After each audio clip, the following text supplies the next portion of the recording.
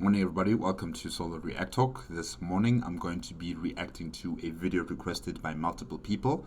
It's called CIAPHAS CAIN, Hero or Coward, made on the Amber King YouTube channel and voice acted by Aborda Prince. If you guys want to check out the original video as well as the Amber King's YouTube channel, remember that the links are in the description below. If you want to check out my previous reaction to other of the Amber King's Warhammer 40k content, remember that the Warhammer 40k reaction playlist card is going to be at the top right here. You'll be able to find more of my reactions to the Amber King's videos in that playlist. CIAPHAS CAIN, I know he's a commissar, but I don't know much about this character in particular. I like Commissar Sebastian Yarrick. After I've watched an in-depth video on Commissar Sebastian Yarrick by the Amber King, I really enjoyed that character. He was the legend, the symbol, the faith and the will. He was, or is, I don't know if he's still alive, it's not really confirmed if he's dead, but he is the greatest human in Warhammer 40k, definitely. So I wonder where CIAPHAS CAIN, the hero of the Imperium, is going to factor into this, if he's going to be any good or better than Sebastian Yarrick, or is he just his own person and his own, ecosystem and ethos around him that is just different from Sebastian Yarrick. I wonder how unique is he going to be compared to Sebastian Yarrick. So yeah, I don't know what's in store for me with CIAPHAS CAIN, but he looks cool here in this image. If this is actually a depiction of him, he looks cool. And yeah, let's see what's going to be told about CIAPHAS CAIN. 3, 2, 1, go. You. I pointed at a random trooper. Get a broom, I barked. Every pair of... Okay, this is starting out very differently compared to other of the Amber King's videos. Yeah, it's starting out very different. Eyes in the room suddenly swung in my direction. I thought I could see my reflection in every pupil, tracking me like auspex. The troopers had barely seemed human. Emperor dammit, I'd seen Cornate cultists with more self-restraint than those supposedly disciplined guard troopers displayed in the mess hall. The room hung in suspended, confused anticipation, the silence stretching for an infinite second. No one moved. That was not a request, I said, raising my voice a little, and taking another step forward. This mess hall is an absolute disgrace, and no one is leaving until it's been tidied up. My urge to evacuate the room upon entering had been foiled. You wanted to evacuate? The attention of my commissariat uniform, for which I had found to be an equally effective tool as a commanding tone. One of the first things you learn as a commissar is that people are never pleased to see you. Yeah, I mean, if they do see you, they're in trouble. One way or another, they're in trouble. Or they're heading out to a mission. Either way, you're in trouble. Something that's no longer the case where I am concerned, of course. Now that my glorious and undeserved reputation precedes me wherever I go. A good rule of thumb in my younger days, but I'd never found myself staring down death in the eyes of troopers I was supposed to be inspiring, with loyalty to the Emperor before. In my early years as an occasional loyal minion of His Glorious Majesty, I'd faced, or to be more accurate, run away from screaming orcs, necrons, tyranids, and a severely hacked off demon host. You ran away? You ran away? Commissar, what do you mean you ran away? Just to pick out some of the highlights of my ignominious career. I haven't reached my second century by ignoring these little scuffles of trouble, which sometimes appear out of nowhere, like those itching palms of mine, or the little voice in the back of my head which tells me something seems too good to be true. But in the first few days aboard the Righteous Wrath, I had no such need of subtle promptings from my subconscious. The Valhallan 296th and 301st. My new assignment were formed from the survivors of a recent Tyranid incursion. Though mixed regiments had been heard of, the all-male and all-female regiments had forged a resentment. One I was unfortunate enough to step in the middle of as an entire mess hall of half-beaten and some dead troopers stared bewildered at me. Confusion and uncertainty began to spread, troopers flicking nervous glances at each other, as it gradually began to dawn on them the situation had got well out of hand, and that consequences had to be faced. The guardsmen I pointed out, 2 of them women, began to edge nervously towards the door. "At the double!" I barked suddenly, with my best parade ground snap. The designated troopers scurried out, ingrained patterns of discipline reasserting themselves, and luckily that was enough. "Bravest thing I ever saw," I heard from behind me, as one of the injured provost was helped away by a couple of his shipmates. He just stood there and faced them down, the whole damn lot. His voice faded away, adding another small increment to my heroic reputation, which... Wow, if only they knew the truth, that you didn't want to be there. you wanted to leave before it got out of hand. I know would be all around the ship by this time tomorrow. Colonel Castine and Major Brocklaw sat opposite me in my quarters. "So what you're trying to tell me," I said, turning a piece of crockery over in my hand, "is that 3 people are dead, 14 still in the infirmary, and a perfectly serviceable mess hall reduced to kindling because your men didn't like the plate they had their meal served on." The respective leaders of each regiment squirmed. So it was a brawl, it was a scuffle, it was a fight that resulted in the death of some guardsmen, and some have been taken to hospital for some medical attention. Okay. In the Imperial Infantryman's uplifting primer, in this type of situation, the commanding officer, which is Commissar CIAPHAS CAIN, he has the discretion to decide on what is the appropriate punishment for those who instigated or those who contributed to this scuffle or this brawl or fighting in the mess hall. So CIAPHAS CAIN can decide what type of punishment is to be dispensed upon those who are found guilty. It doesn't have to be death. It can be anything CIAPHAS CAIN deems to be sufficient. However, if these guardsmen did attack someone of a higher rank than them, they must be shot on the spot. They must be shot on the spot. Good luck.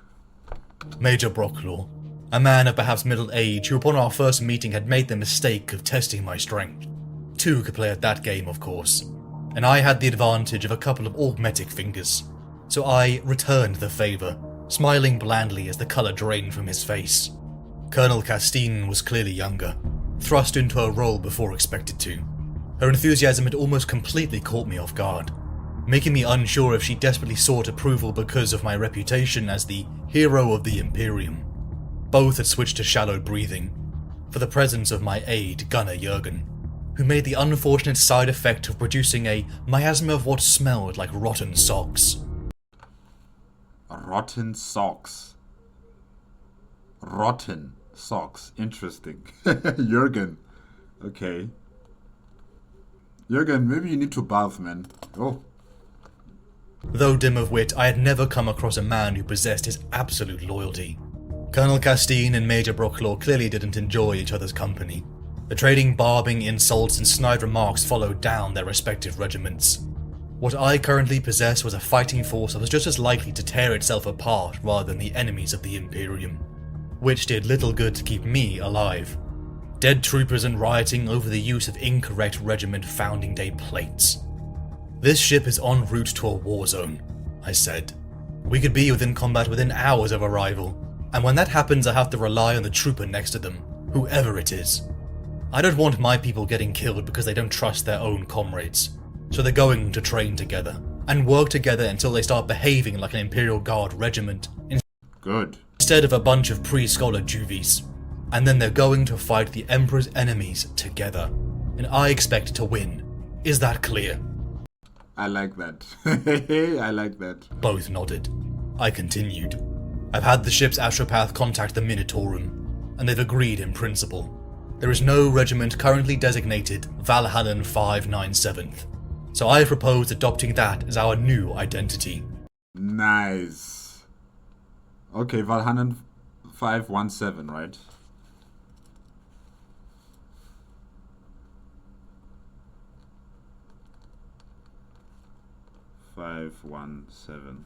Alright. Yeah, joining of the two regiments together to make one whole. Good.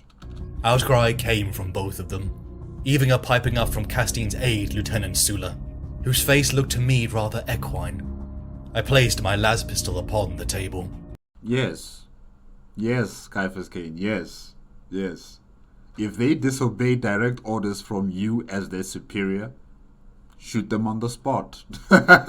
Yes, in the uplifting primer, it does state, anyone, or should I say any officer that disobeys their superior officer will be shot on the spot. I've always found that the threat to violence be far more effective than to actually use it. Yes. If the new designation is unacceptable, I added, the 48th Penal Legion is also available, I'm told. Ooh. I like this. I like how he negotiates. Like, okay, he's not really negotiating, but he's just telling them that I'm giving you choices here. Pick one. Pick one. Sulla bletched. Castine smiled tightly, unsure of how serious I was. The 597 sounds good to me, she said. Major Brocklaw? I asked. An excellent compromise, he said, and he nodded slowly, letting the idea percolate. 8 months. 8 months the regiment had to their new official founding day, and I had 8 months to establish new traditions. Only my next problem had the potential of screwing up all attempts to install order. The fate of the mess hall instigators. I've seen more than my fair share of tribunals over the years, even been in front of them on occasion. And if there's one thing I've learned, it's this. It's easy to get the result you want out of them. The trick is simply to state your case as clearly and concisely as possible. That, and making damn sure the members of it are on your side to begin with. Captain Pajita, rightly devastated by the death of several of his naval provosts, was clearly out for justice. I had previously served with Valhallans before, with my first assignment to the 12th Field Artillery. My assignment where I had the pleasure of securing my aide Jurgen, and the aura of rotten cheese that oozed from him. Valhalla was an ice world that bred people as stubborn as its perpetual winter, so the line between justice and the prospect of a new commissar executing their friends had the potential to backfire. I stared at the offenders. Kelp was the huge, over-muscled man I'd seen being stabbed, and Trebek, a petite woman who'd almost disemboweled him. They stood at opposite ends of the row of prisoners. In the centre was the young trooper I'd seen stab the provost with a broken plate. His data file told me his name was Thomas Hollenby, and I had to look twice to make sure it was the same man. He was short and skinny, with untidy red hair and a face full of freckles, and he had spent most of the trial looking bewildered and on the verge of tears. I wasn't sure it was him, but I had seen his fit of homicidal rage for myself.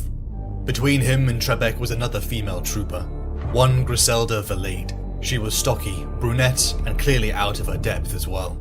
The only one of the group to have killed a fellow trooper. She'd claimed throughout that she'd only intended to fend him off. On Hollenby's other side was Maxim Sorel, a tall, rangy man with short blonde hair and the cold eyes of a killer. Sorel was a sharpshooter, a long las specialist. The others had been carried away by the bloodlust of the mob, but Sorel had slid a knife through the joints of a provost's armour simply because he hadn't seen any reason not to. Wow, okay. Last time I looked into eyes like those, they belonged to an Eldar homunculus. When Captain Pajita announced his verdict of guilty on all charges, he turned to me with a self-satisfied smirk. But I mean, they don't have to die, just like CIAPHAS CAIN, he's not really interested in killing people, it seems. So, yeah, they don't have to die. They can be sent to a penal colony. But he did state that the ship is on its way to a mission. or should I say the regiment, they're on their way to a mission. So maybe there's not enough time to be, getting another ship to take these guilty Astra Militarum personnel aboard that ship and take them away to a penal colony. Yeah, maybe there's not enough time for anything like that. So yes, I think they can continue on with the regiment, maybe with reduced weaponry, maybe just with a pistol, and let them be on the front lines of battle until they die. Something like that. Yeah, they are still useful. They must still be, used on the battlefield in some sort of way. If we cannot send them aboard a vessel to a penal colony, and you don't want to kill them yourself, then I think sending them off into the front lines of the next battle that you're heading to would be a perfect way for them to repay for their actions. I had my strategy worked out well in advance. The courtroom, a hastily converted wardroom generally used with the ship's most junior officers, went silent. All the troopers looked terrified, except Sorel. I stood up.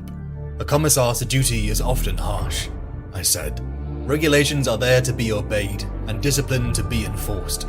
And those regulations do indeed prescribe the ultimate penalty for murder, unless there are extenuating circumstances. One of the heaviest burdens a commissar must carry is the responsibility to ensure that the regulations are obeyed not only in the letter, but in the spirit. And it was with that in mind I took the liberty of consulting with them about a possible interpretation of those regulations. A commissar's primary concern must always be the efficiency of the unit to which he is attached, and that means I'm always loath to sacrifice the life of a trained soldier, whatever the circumstances. Nice. Yes, continue, CIAPHAS CAIN. Unless it is the only way to win His Glorious Majesty the victories he requires. It is the judgment of the Commissariat that you will be all confined until it becomes expedient to transfer you to a penal legion, where an honourable death on the battlefield would almost certainly befall you in the fullness of time. In the interim, should a particularly hazardous assignment become available, you will all have the honour of volunteering. Hey, yes, and they are heading to a mission right now, meaning they can be used. They don't have to go to a penal colony. They can still be used. But I would still add that they should only have a pistol in their hands and nothing higher than that. And they must be in the front lines. When the Valhallan 597 charge, they must be in front.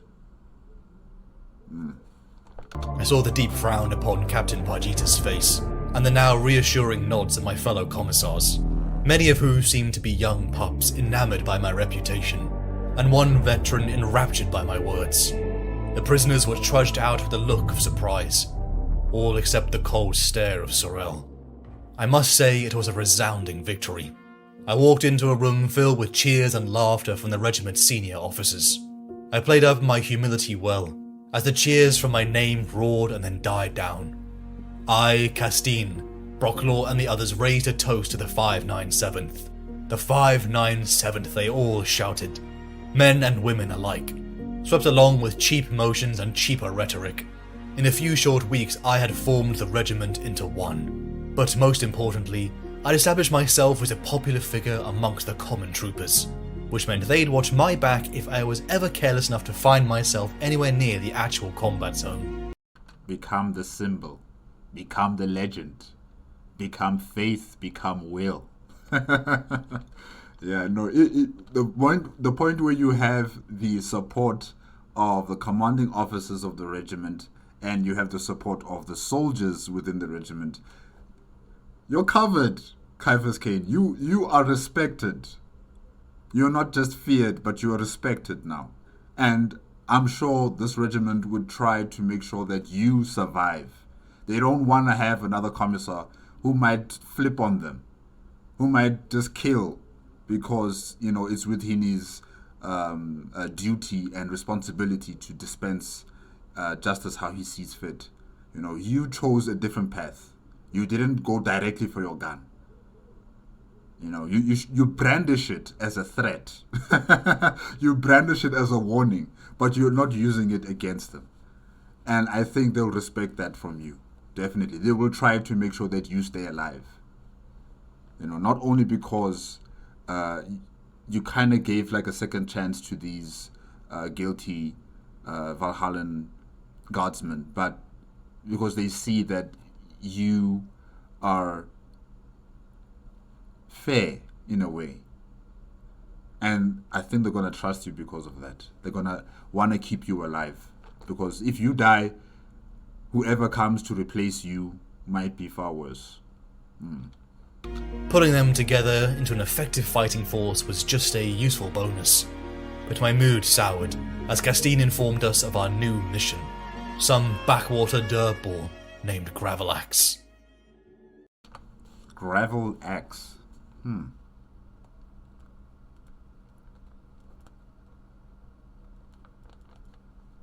Okay. Editorial note.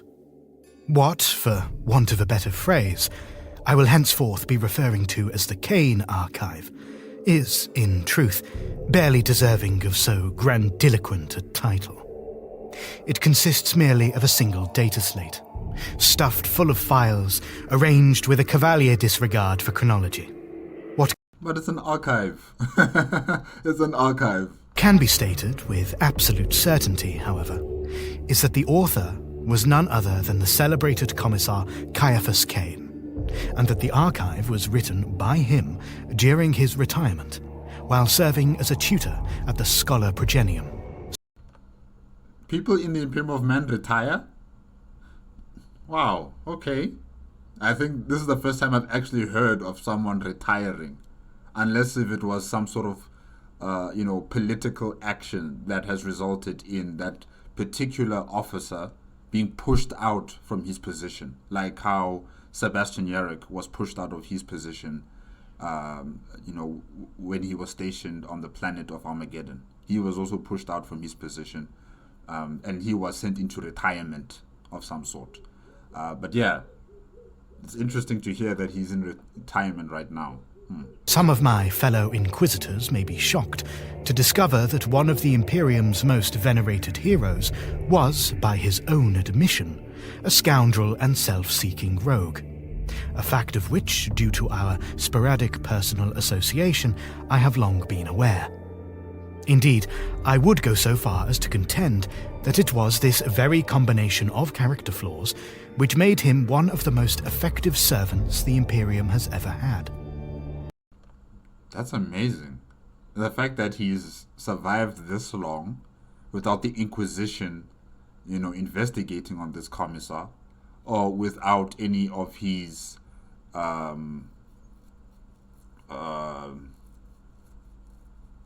should I say, his colleagues or his peers within the commissariat, coming to investigate him and understand his conduct, his actions on the battlefield, and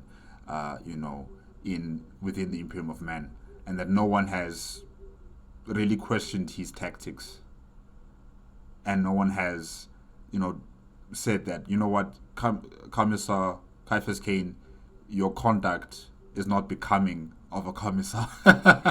In terms of you running away from the enemy, you should not do that. You should not do that. I'm quite surprised that all of these systems, or should I say, these organizations within the Imperium of Man, have not investigated CIAPHAS CAIN's conduct. And found him guilty.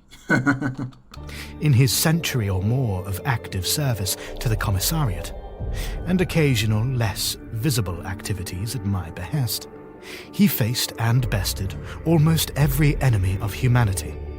Necrons, Tau, Tyranids and Orcs, Eldar, both free of taint and corrupted by the ruinous powers. Okay, I can see why no one has been questioning his abilities or authority or conduct. I mean, if he's survived throughout all these different Xeno factions and traitor factions, across the galaxy, he survived and he has completed the missions given to him, then yeah, he's doing something right, definitely. And the demonic agents of those powers themselves. Reluctantly, it must be admitted, but in many cases repeatedly, and always with success, a record few, if any, more noble men can equal.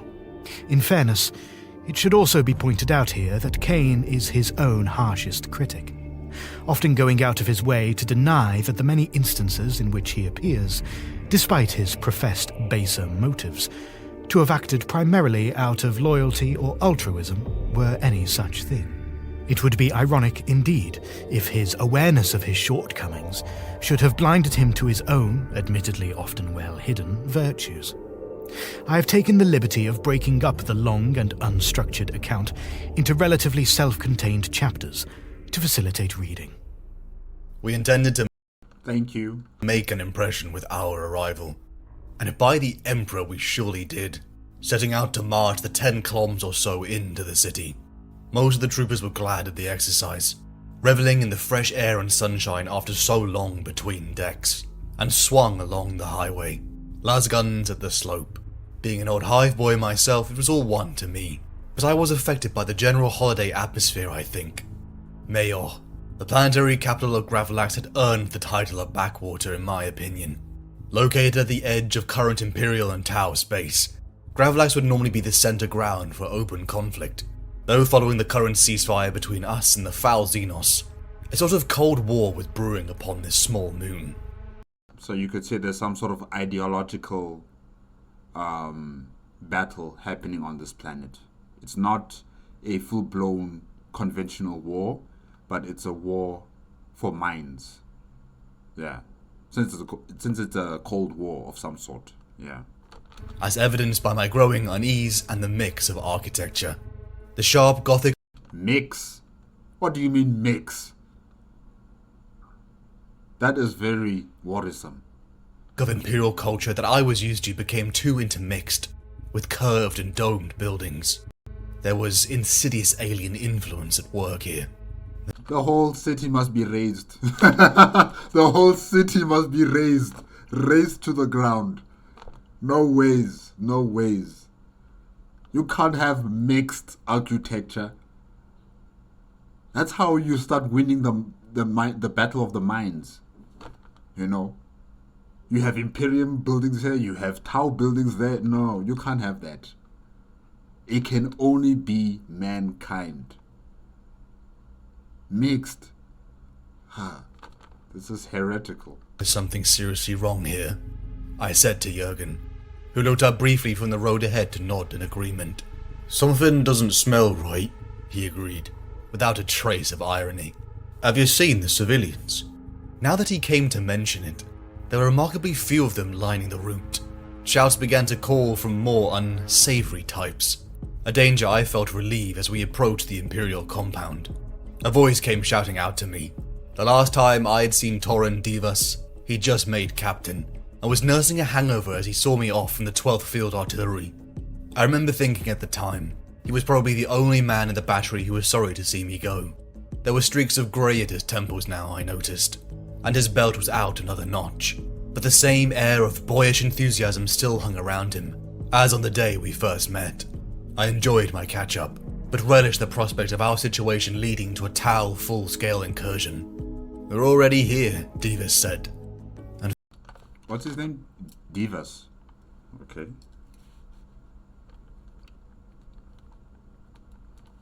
Fortunately, this was new and unwelcome information, and I goggled at him in surprise. Since when? I gasped. I mean, you can just see by the architecture of the city. They are already here. Why else would they have Tau architecture in the city if the Tau haven't infiltrated the city? They're here already. About 6 months apparently. They were already deployed on the planet when the cleansing flame dropped us off here a few weeks ago. Oh, does he mean like a military? Oh, alright, sorry. Yeah, I made a mistake there. Now, if half of what I'd heard about Tau and their technology was true, we could be the ones getting our asses kicked.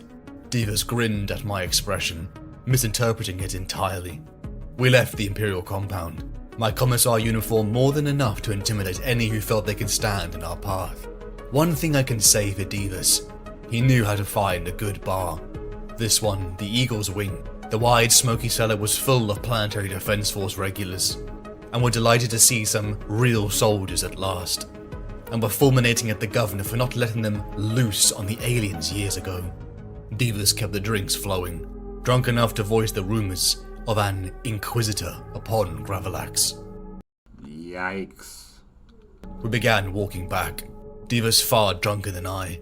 The fool walked us through the hostile side of town, and it was then that trouble found us. About a dozen locals stood behind us, the streetlights striking highlights from their shaven heads. A variety of improvised weapons hanging purposely from their hands. They looked tough, at least in their own minds, but when you've been face to face with orcs and Eldar Reaver slavers, you don't intimidate that easily. Cool. Leave me, I said to Divas. You don't want to start anything. You don't get to tell me what I want. The group stepped forward, their spokesman stepping into the light. Blue paint was smothered across his face. Blue paint? Fine, I thought. Keep him talking. That's what you Imperials do, isn't it? I don't quite follow, I said, affecting mild curiosity. Movement out of the corner of my eye told me that our retreat had been cut off. The attack came in. I drew my las pistol and scored half the face of one. I drew my chainsword and whirled it about, but there were too many. A knee drove up into my ribs, slamming the breath from my lungs, and I was down. I felt the driving kicks and saw Divas had his own problems. A bird-like screech ended my torment, and the assailants parted. A bird-like humanoid Xenos stalked forward, helping me to my feet and speaking in strange Gothic.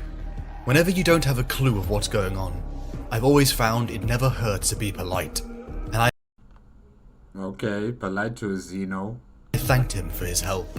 This does not advance the greater good, it said. Disperse now, and avoid conflict.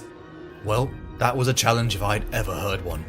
But to my surprise and my intense relief, the little knot of troublemakers slunk away into the shadows.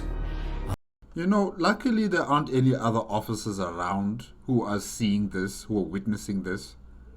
Because I understand from the position of Commissar CIAPHAS CAIN, but other officers within the Imperial Movement, if they were to see something like this, where the Commissar would be helped by a Xeno, and he's saying thank you to the Xeno. Hey, you're dead. You are dead. Okay? I'm obliged to you, I said. I must admit I don't understand. My arm was swelling up now, and my fingers felt thick and unresponsive. My rescuer made a curious clicking sound, which I assumed to be its equivalent of laughter. Imperial officers murder by Tau supporters.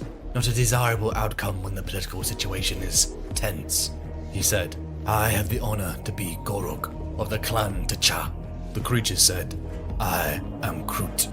I know what you are, I said. Kroot killed my parents, and thereby got me dumped into the Schola Progenium and Really? thence into the commissariat instead of a lavish life. I couldn't say I regretted my choices, but it never hurts to grab the moral high ground. He looked troubled. Go carefully, Commissar, he said, as he slunk off. And unfortunately that would not be the last time that we would meet. Lucky for me, Divas' mix of intoxication and beating meant he didn't recall the events of our scuffle. That's good for you. That's really good for you. That's what I'm saying. If there were other officers around you guys and they witnessed this, you're in trouble. Another chance for me to play down my hero's reputation, having single-handedly beaten back our assailants. I made sure to constantly adjust the silk sling. The governor's palace was in what the locals called the Old Quarter, where the fad for Tau-influenced architecture, which had infected the rest of the city, had failed to take hold. I felt my spirits begin to rise, to the point where I almost began to anticipate enjoying the evening ahead of us. If there is an Inquisitor on this planet, I think they need to deal with the governor. He has failed. He has failed. Or it's a she maybe, I don't know. He or she. They have failed. The fact that there are Tau architecture buildings rising up in this, is it a city or a hive city? That's a problem. That's a serious problem. He has to go, or she has to go. Must be replaced. I was even more relieved to survive Jurgen's driving. I told my aide to watch the vehicle. The thought of Jurgen mixing with the cream of Gravalaxan aristocracy was almost too hideous to contemplate. The doors swung open to lavish guests, now screwing their eyeballs upon us. I think we've made an impression, Castine murmured, as we gained the elaborately carved entrance doors. That was the idea. I agreed. I was reminded of how young the Colonel was in her nervousness, but reassurance from me and surprisingly Brocklaw rallied her. Inside, it was exactly as I anticipated. The kind of vulgar ostentation too many of the wealthy mistake for good taste, with crystal and gilt and garish tapestries of historic battles, and smug-looking Primarchs strewn around the place like a pirate's warehouse. Governor Grice. Man, I'm liking Caiaphas. I'm really liking him. I said, bowing formally. A pleasure. Of all the planetary governors I have met, Grice seemed to take the cake. Probably literally. For such a rotund and garish figure before me was almost hard to look at. For once in my life, my hero's reputation seemed to be entirely ignored, as the lardy governor was completely locked upon Castine and her red hair. It enabled me to fade out of the picture. Castine, don't get anywhere near the governor. Make sure you are far away from that person. Go looking for some amusement of my own. A young woman was standing on a podium at the end of the room, surrounded by musicians who sounded almost as well rehearsed as our regimental band. But they could have been playing orc war drums for all I cared, because her voice was extraordinary. She was singing old sentimental favourites.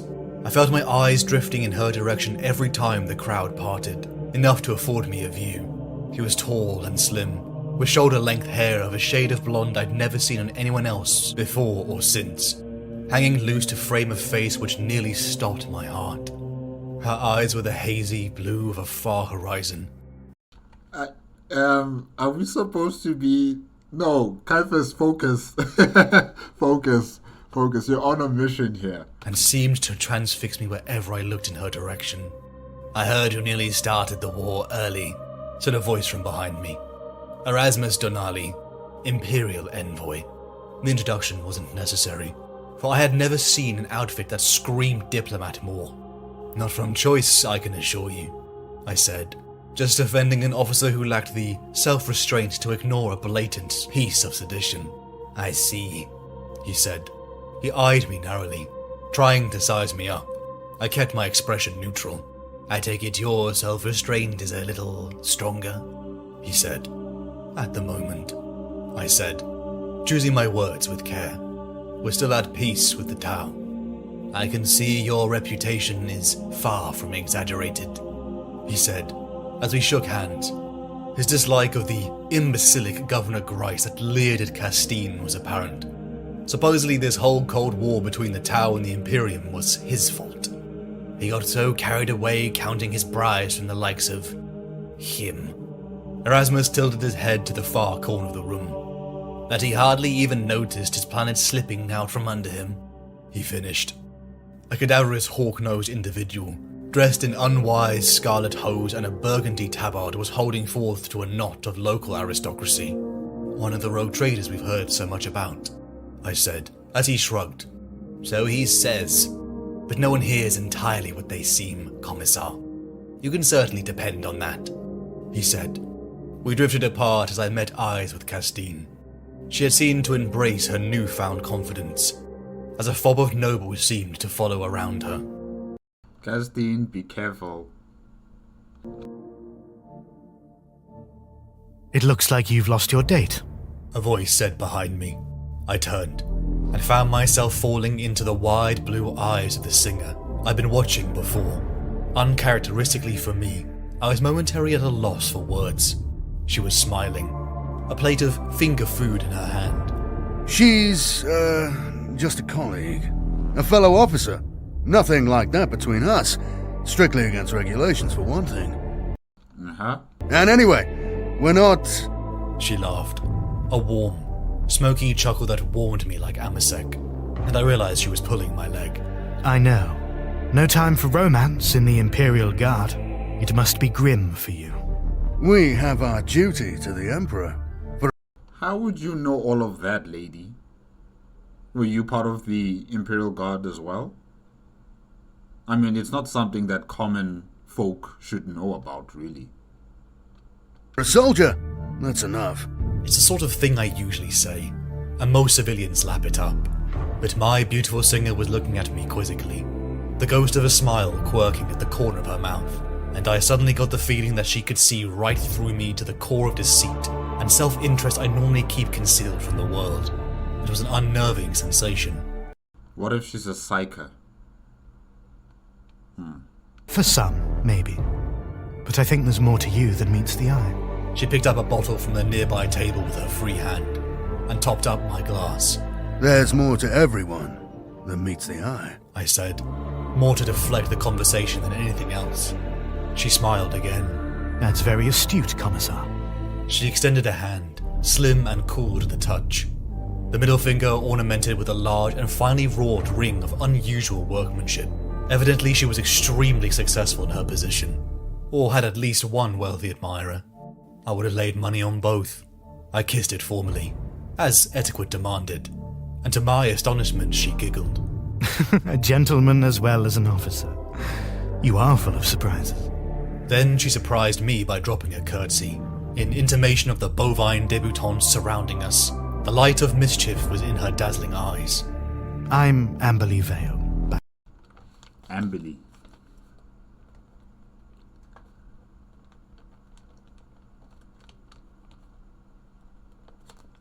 By the way, I sing a bit.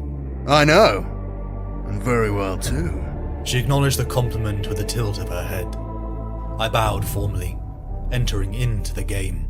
CIAPHAS CAIN, at your service. Currently attached to the Valhallan 597th. Her eyes widened a little as I introduced myself. I've heard of you. She said a little breathlessly. Didn't you fight the gene stealers on Kefir? Well, I had. If you count hanging around drinking recaf, while the artillery unit I was with dropped shells in the biggest concentrations of stealers we could find, from kilometers away as fighting. Wow, CIAPHAS. I've been in at the death, so to speak, and emerged with a great deal of the credit, more by luck than good judgment. It was one of the early incidents that had laid the foundations for my undeserving reputation.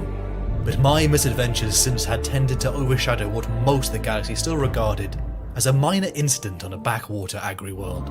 Not entirely alone.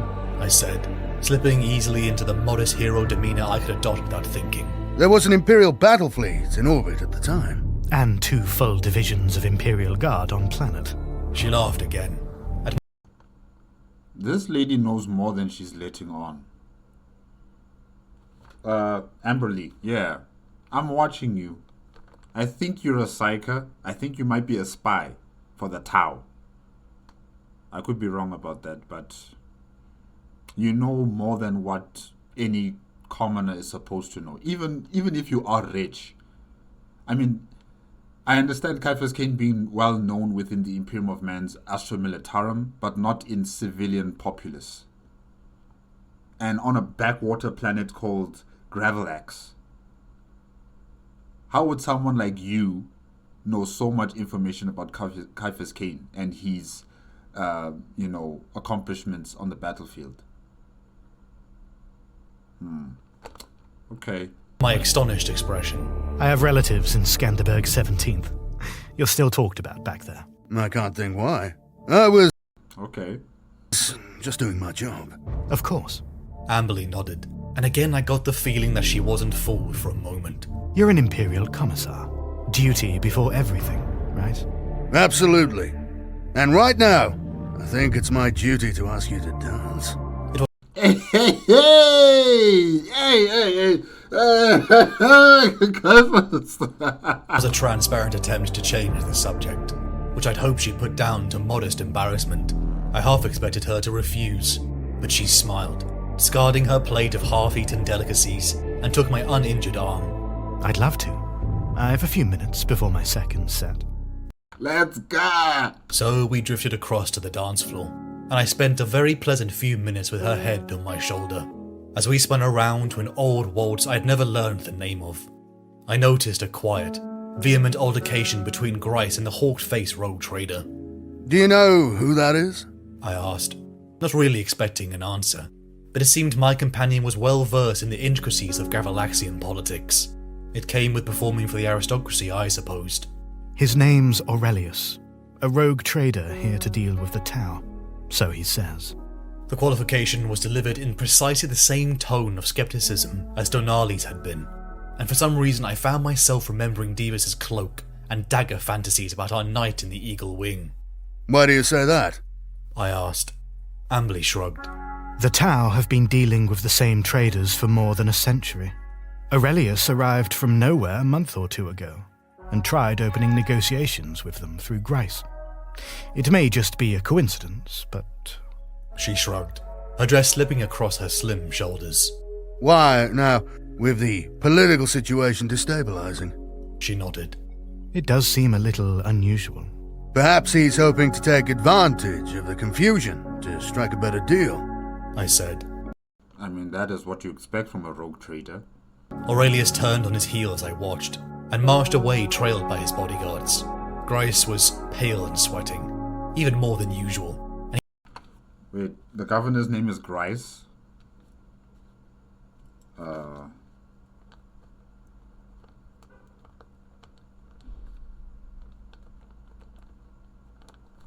He reached out to pluck a drink from a nearby servitor with a trembling hand.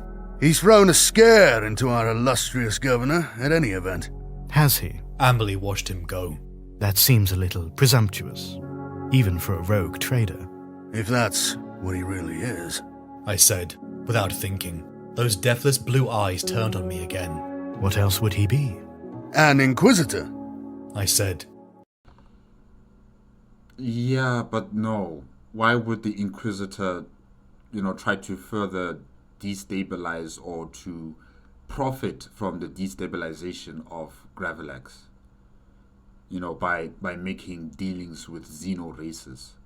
That's not in the best interests of humanity. And rogue traders, they trade with not only Imperium of Man officials or Imperium of Man governed worlds, but also xeno races. And, they do it within the pursuit of profiteering and collecting of information and technology and further expanding the knowledge of the galaxy for the Imperium of Man. That is something I would expect from a rogue trader to do, but not an Inquisitor. But I could be wrong. The idea taking firmer root in my head even as I said it. Amberly's eyes widened. An Inquisitor? Here? Her voice became a little tremulous, as though the enormity of the idea was too huge to grasp. What makes you think that? The urge to impress her was almost irresistible, I have to confess. And if you could only know how bewitching she was, I know you would have felt the same. Because she's a psyker. Oh, I looked my most commissarial. All I can say is that I've heard from a reliable military source that there are Inquisition agents active on Gravalax. Which sounded a lot better than from a drunken idiot. Surely not. She shook her head, blonde tresses flying in confusion. This does not advance the greater good, I said, echoing the words of the Kroot. I wasn't quite sure what they meant, but I hoped they had more resonance for the Tau than yet any variation on, put it down before I shoot you. The noble guests, the Tau delegation, and especially the one frantically waving the pistol looked at me stunned. So much for a delightful evening. The bark of a ball pistol going off had echoed around the ballroom, as I had dived for cover behind an overstuffed sofa, even before the rational part of my mind had identified the source of the sound. I may not be a paragon of virtue, but I like to think that my survival instincts more than make up for any moral shortcomings I might possess. The Tau's delegation had only been within the chamber mere moments, when Oran Shui Sasai, ambassador of the Tau, had been assassinated. Must have been part of the water cast.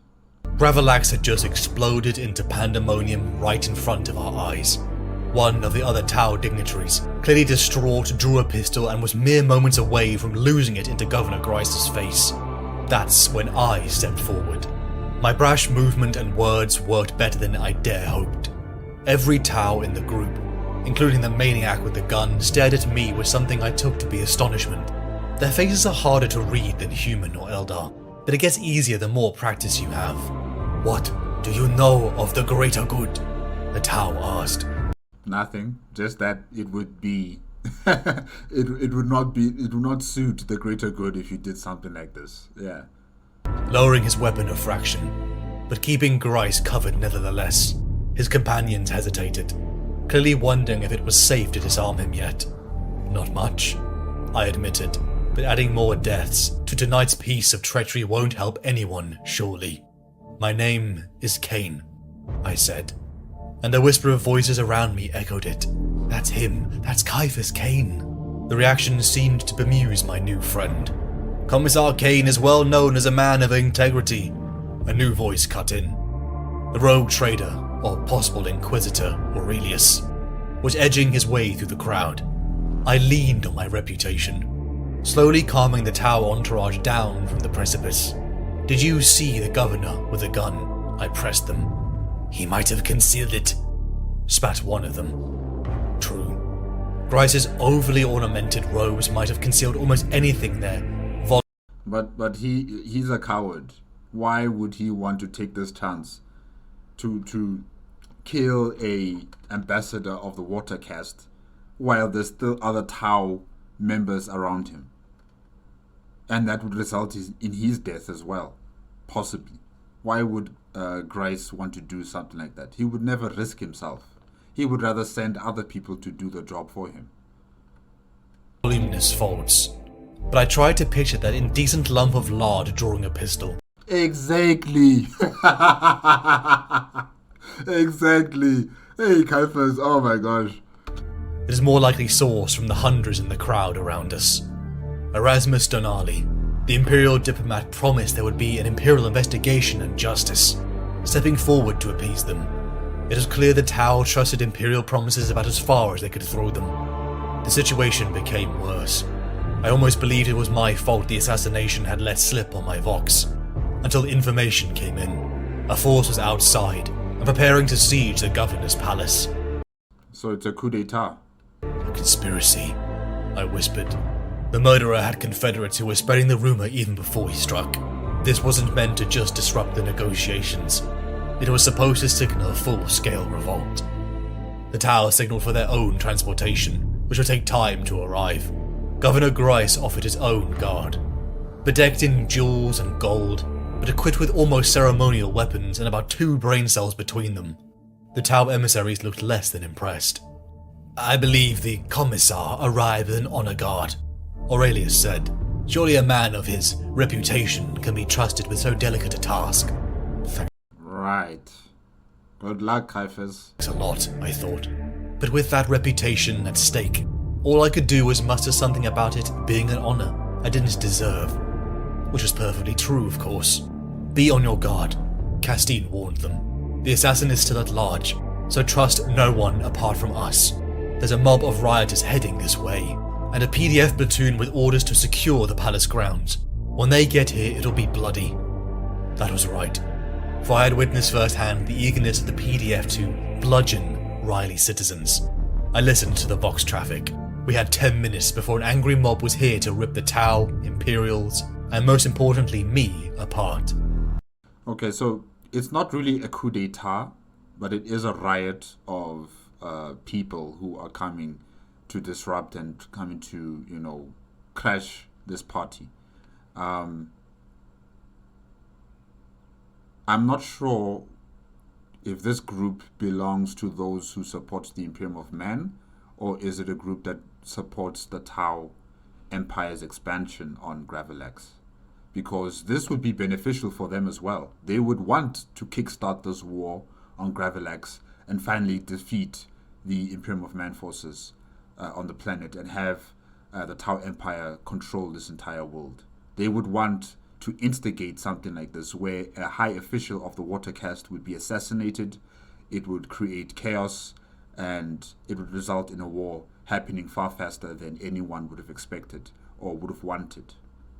And on the side of the Imperium, if it's Imperium of Man supporters who want to disrupt this meeting between these two factions, it's purely because it would be seen as a sign of weakness. The fact that the Imperium of Man is negotiating with this Xeno race over peace on Gravelax, that should never be allowed. Negotiating with a Xeno race, asking for parley and for peace. That's a sign of weakness. That's a sign of heretical notions right there. So it could be either one of the two factions, whether it is a Tau faction, Tau human-led faction, if I can say, or the Imperium of Man, civilians faction that are instigating this altercation. I called Jurgen to bring around the transport, arriving with his usual disdain for the conventional use of brakes and gears. I saw 2 squadrons led by Officer Lustig. The discipline of the mixed Valhallan teams was a pride that swelled within me. Our spirits lifted, as away from the palace we saw the Tau transports roaring in. But I felt my stomach lurch, as a missile launched from the city punched into its underside. It fell in fire. The sound of... Man, I thought I thought Tau ships have shields. Alright, unfortunate for that Tau transporter. Tau accusations grew in my ear. Sudden realization hit me like a punch in the gut. One thing to be said for being paranoid is that sometimes you begin to see patterns no one else can. Killing the ambassador was meant to make them run. The mobs in the street were meant to leave them with nowhere to go. They're supposed to only have one option now. And if we called in the Tau military, these conspirators would get exactly what they wanted. Open war. Yep. Then we must die, El Sarath said, as though he'd been suggesting a stroll through the park. The greater good demands it. His companions looked sober, but none of them argued. We, however, preferred them alive and well, for the continued talks and deals. I made the most bizarre declaration of my life. I put on my hero's smile and vowed to get the Xenos to safety. Man, that must be weird.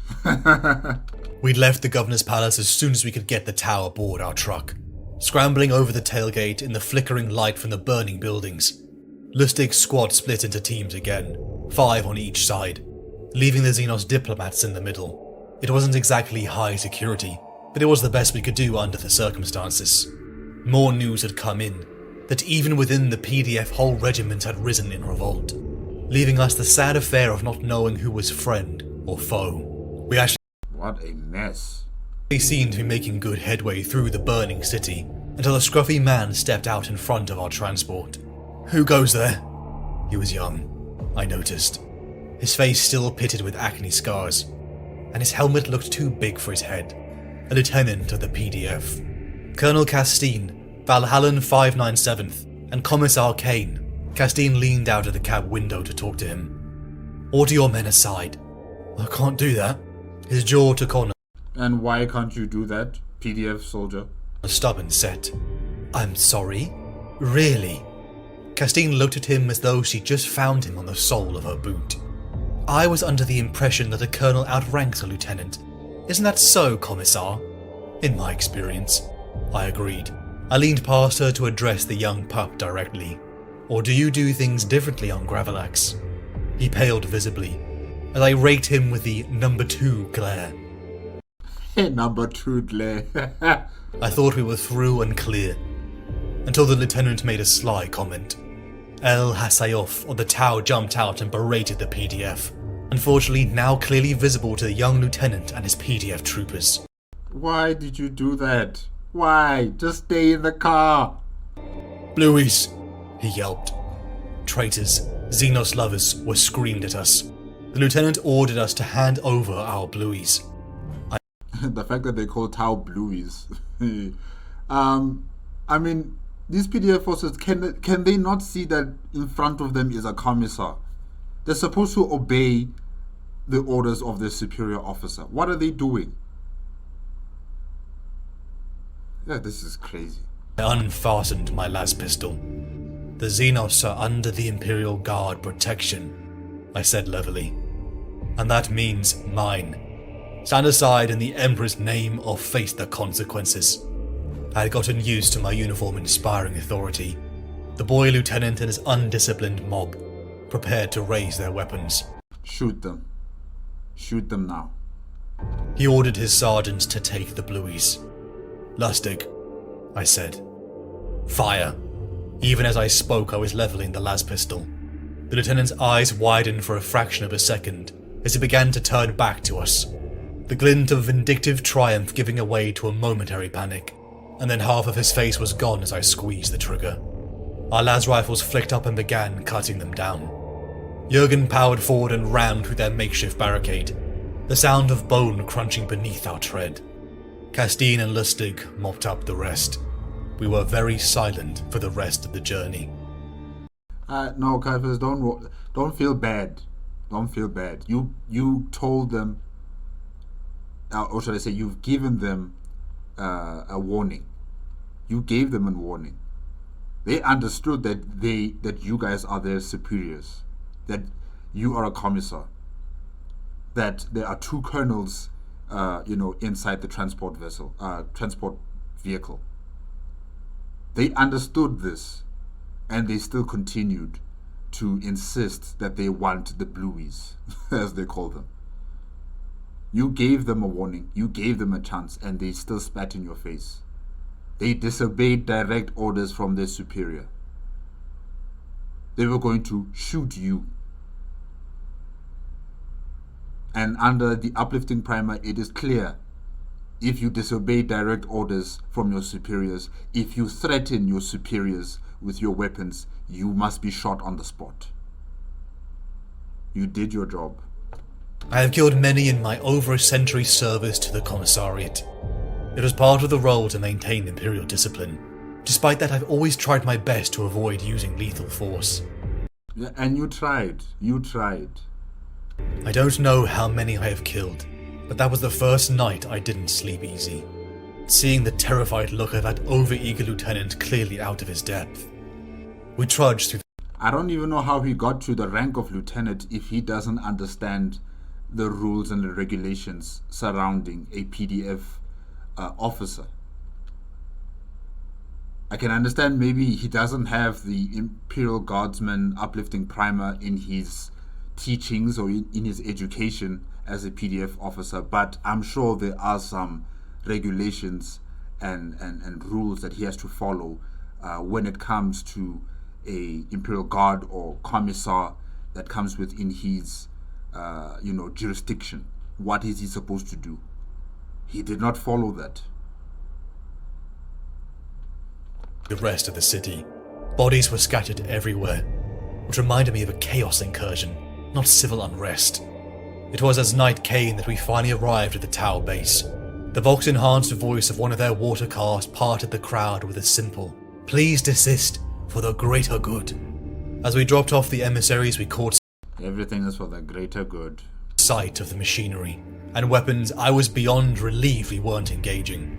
The prospect of our Valhallans against what looked like to be mobile Astartes dreadnoughts made both me and Castine shiver.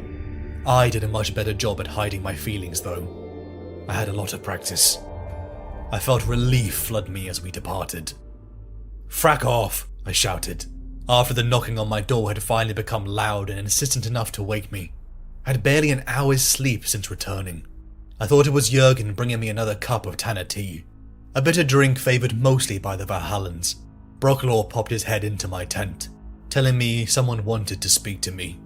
If I hadn't been so tired, I probably would have wondered about the number of high-ranking officers in the echoing marble corridors, and the increasing opulence of the furnishings and the succession of anterooms. I was waved through by dress-uniformed troopers with gold-plated lasguns, but it all passed in a haze of irritation, and I never thought to question where I was and who had sent for me so brazenly. I walked into a command tent to a mixed bunch. "Sorry I missed all the fun," I said, playing up to the audience's expectations of me. My gaze swept across a couple of majors, a colonel, and as I got my first good look at the man seated at the head of the table, I almost dropped my cutlery. This could only be Lord General Zyvan himself, the supreme commander of our little expedition. Lord General Zyvan. Huh.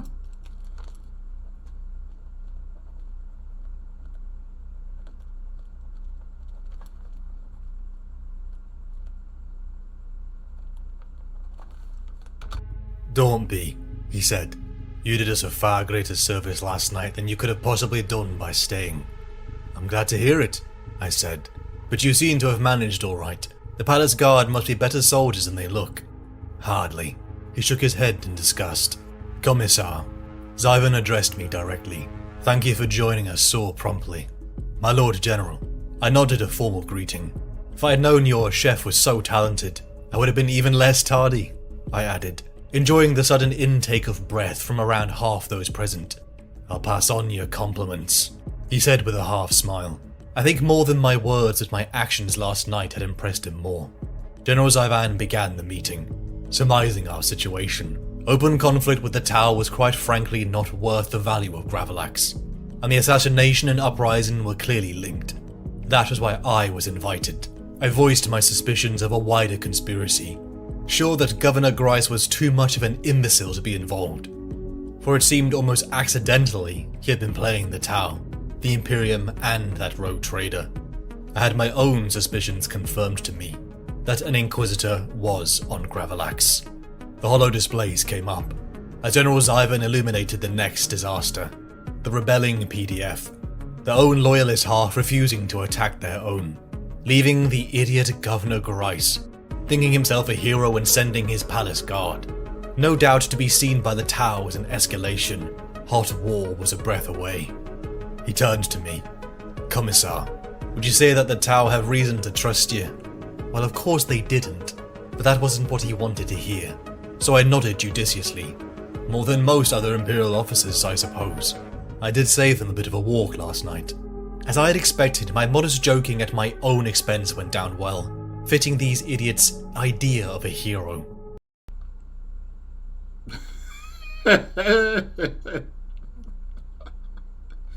Zyvan looked pleased. Good, he said. We can inform the Tau that Commissar Cain will be overseeing the operation personally.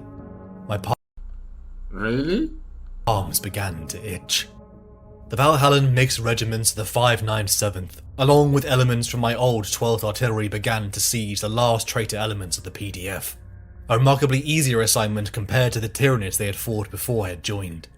I noticed a loyalist PDF blockade of a few had blocks and offered my services to see what was holding them up.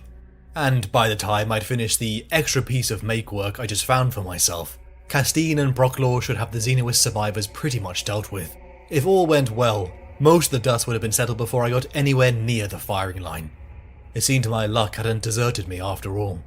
I promised to be back before the final push. How could I not? They had seen Jurgen's driving. The harder and the faster you go in, the better. I'm sure Jurgen was an orc in his past life. Concluded my briefing speech, breaking off to glare at Sulla, who whispered something to her neighbour and giggled. I said to leave when I heard a voice. Commissar? I turned, momentarily startled by the voice at my elbow. Sulla was still seated, her face flushed with uncharacteristic nervousness. I just wanted to say... She hesitated again, then blurted it out in a rush. I know that you haven't formed a very high opinion of me since you joined us, but I appreciate you giving me a chance. You won't regret it, I promise you. I smiled warmly, wondering what the frack she was on about. I watched her trot off to get prepared for the engagement. They like you, Commissar. They like you, CIAPHAS CAIN. They like you, okay? I mounted the command Salamander Jurgen had procured and looked out over the expeditionary force. Feeling a surge of pride despite the upcoming danger, I, Jurgen, Castine, Brocklaw, Lustig and Sulla set forth to our targets. As our artillery came alive, I and Jurgen along with our squadron approached the PDF quadrant, only to hear lasfire ahead. It was the Inquisitor. One of the foppish PDF lieutenants gasped. I saw 4 men and 2 women, he said. I surmised my thoughts and... Really, the Inquisitor and he's what did they call it again? Retinue. Are they under attack? a conspiracy that had been followed up by that of Aurelius, and perhaps just ahead below a warehouse they had found something. I grabbed the flamer and my chainsaw from the salamander and moved up on foot. Behind debris and clearly masked in civilian clothing, I saw our enemy. I triggered the flamer, sending a gout of burning promethium down the alley. The results were impressive. Crates burst into flames, and the rebels behind them got caught in the backwash. They burst into the open, their clothes and hair on fire, shrieking like the damned, and Jurgen cut them down with the bolter. "Let's finish this," I said, and my aide gunned the engine, rolling us forward over the pools of burning promethium, which now carpeted the alley. As I glanced behind us, the PDF officer was gazing at the devastation we'd wrought, his eyes wide with shock. We pushed in further as flames spread to the other buildings. More loyalist PDF troopers emerged, stunned. "Commissar, the Inquisitor's team are pinned down inside the warehouse. They want immediate extraction," the officer said. It was with cold realization that I was the one who set the very fire that put a member of the Emperor's Holy Inquisition in danger, and my usual sensible aversion to putting myself in harm's way was utterly useless before a firing squad. But come on. How else are you supposed to clear out these, these people, these instigators, without using the Salamander's weapons? How else are you supposed to go through and collect the Inquisitor? I'm sure the Inquisitor and his retinue can evade, the encroaching fires. I'm sure they can do something. Yeah. "Jurgen, take us in," I voxed, as the salamander began to roll forward once more. We burst through a sheet steel cargo door. Flames rose from every quarter as thick smoke immediately smothered me. I coughed, tore off my sash and tied it around my face. It didn't do a lot of good, to be honest, but my lungs felt a little less choked than before. "Frack this," I said, on the verge of ordering Jurgen to withdraw. Then I caught sight of a small knot of figures hurrying towards us. I pointed, and Jurgen swung the salamander around, stopping us almost dead. I saw Aurelius. He paused over the corpse of a muscled man. "So it is Aurelius, who is the Inquisitor." And then picked up running. I clambered to the top-mounted bolter and raked munitions through the smoke towards the figures behind the running five. "Jurgen!" I shouted. "Help the women!" Aurelius took a lasbolt to the shoulder, dropping his handgun. I wasn't about to lose him now. Not after going through all this, so I jumped down, drawing my las pistol and went to help him. "Commissar Cain?" He looked slightly confused until I remembered my makeshift smoke mask and pulled it down. It wasn't doing a damn bit of good anyway. The whole building around us was ablaze, the heat terrific. "I heard you needed a lift," I said. He's nothing, nothing," one of the women shrieked at the touch of Jurgen. I hadn't thought this was the time to complain about my aide's smell. He's nothing? Okay, he's nothing. Who? Jurgen. Jurgen is nothing. But with the last of them in, I yelled, "Jurgen, get us out of here." He opened the throttle fully. "With pleasure, Commissar," he said. The salamander leapt forwards, braking for the shattered loading door we'd come by in. We departed the war zone as I voxed. "The Inquisitor is safe." "So I am." The woman in black dropped her hood, It's not Aurelius. revealing a face I'd thought about often in the last few days. Amberly Vale gazed at me with what I took to be faint amusement as my Amberly Vale is the Inquisitor. Oh my gosh. And I thought she was a spy for the town. I thought she was a spy because she just knew too much. She just knew too much information and she was so confident about it in a way that just didn't feel right. That's why I stated that maybe she's a psyker or she is a spy for the Tau. But no, she's an Inquisitor this whole time. Huh. My jaw dropped open, an inquisitorial lectu flashing into visibility in the palm of her hand. Wow. "Thank you, Commissar," she added, smiling sweetly. I sat in a quiet booth at the back of the Eagle's Wing. The place was almost deserted, in an eerie contrast to my visit here with Divas. Brocklaw had briefed me of their rounding success, even a daring act by Janet Sulla, who trotted off blushing after I gave her praise. I was alone, and resting until company joined me. May I join you? I'm scared. I'm scared. But yes, by all means, come inside. Amberly Vale said, "Feel free." I gestured to the waitress, who looked vaguely disappointed as she delivered our order. "2 more, please." "Thank you." Amberly sipped delicately at the drink. I think it only really hit me now just how close to death I had come over the previous days. I mean, like this close.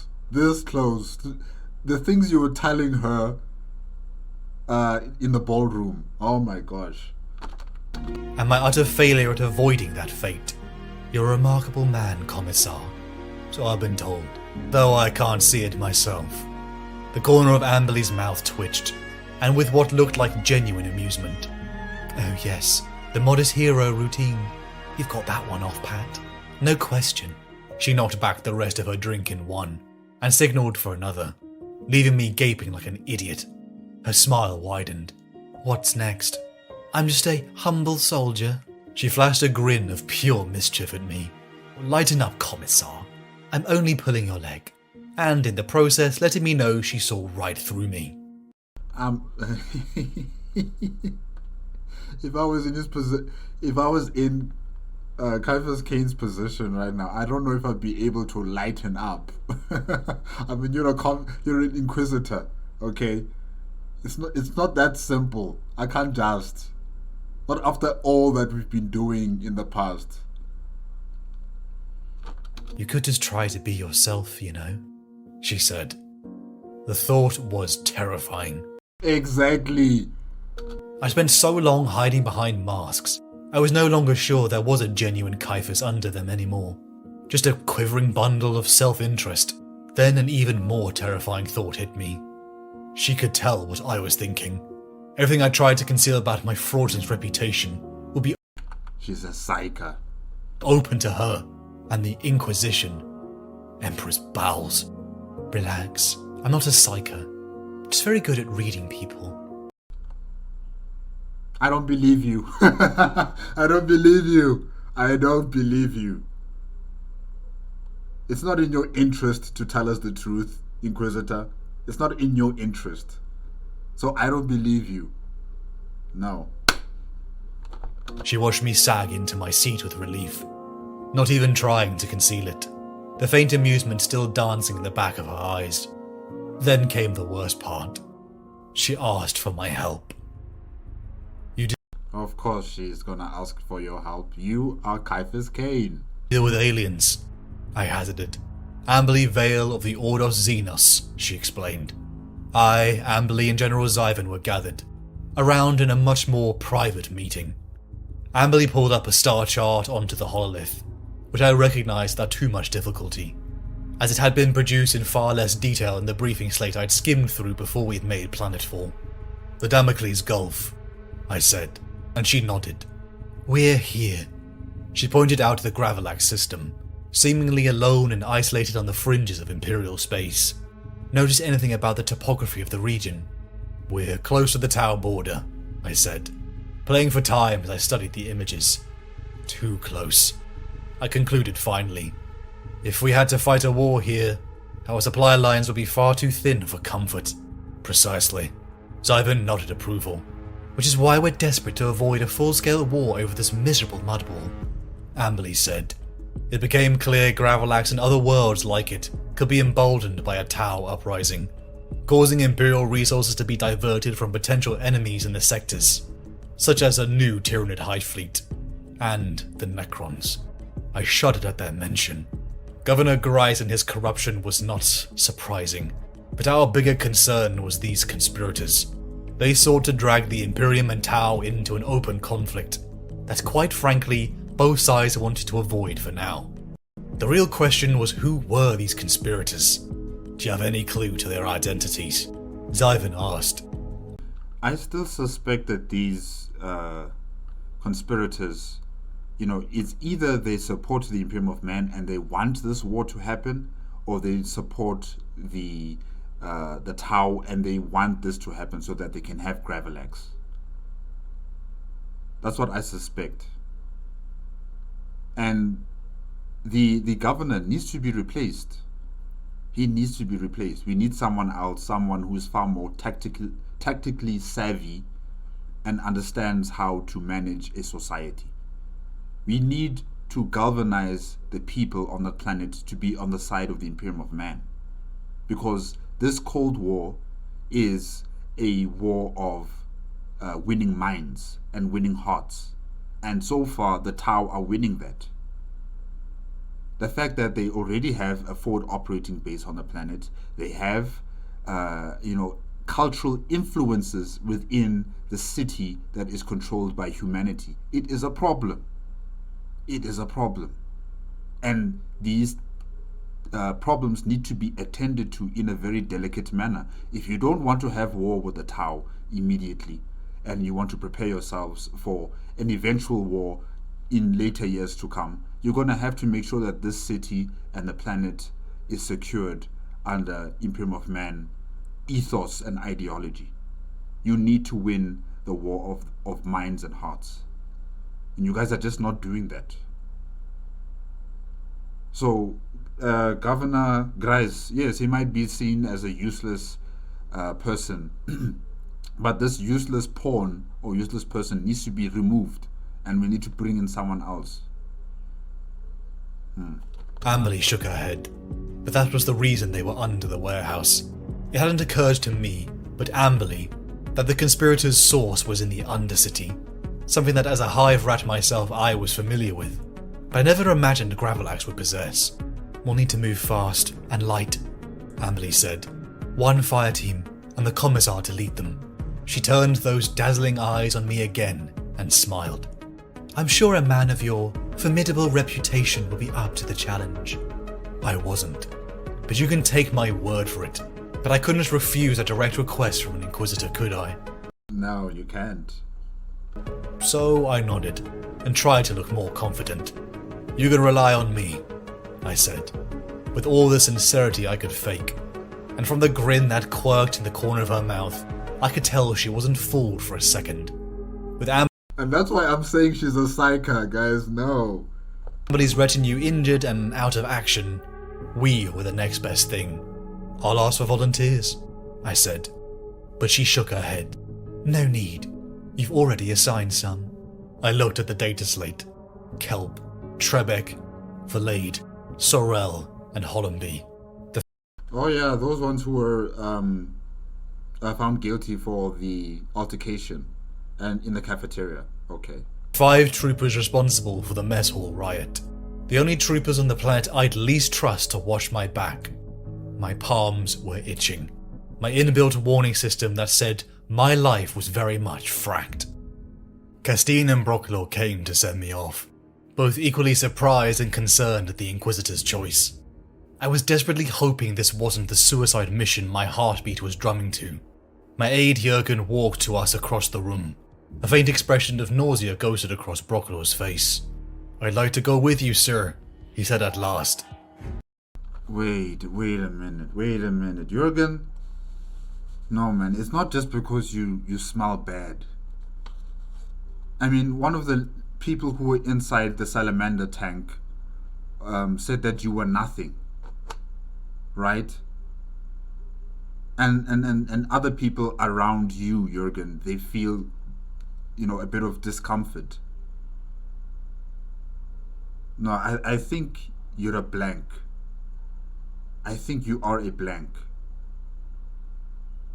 But if you are a blank, how is it that CIAPHAS CAIN is able to tolerate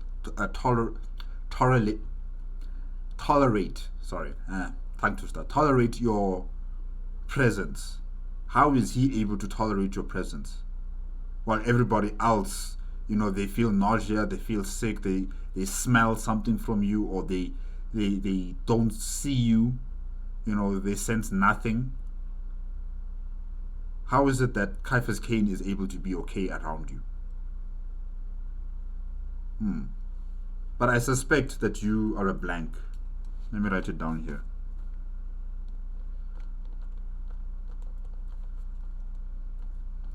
Because honestly, it's not just about you not taking a bath. I don't think so. I was touched. I don't mind admitting it. We'd been campaigning together for the best part of 13 years by that point, and faced innumerable perils together, but his loyalty never ceased to amaze me. "Thank you, Jurgen," I said. "I'd be honoured." He seemed to flush. He turned and rushed to get his equipment, giving the closest thing he could to a viable salute in a uniform that, despite measuring, still looked baggy and oversized. I found that other than myself, Jurgen was the only being in this galaxy I completely trusted. Most people tended to avoid him, put off by his appearance and body odor. No, it's not about his appearance or body odor. He's a blank.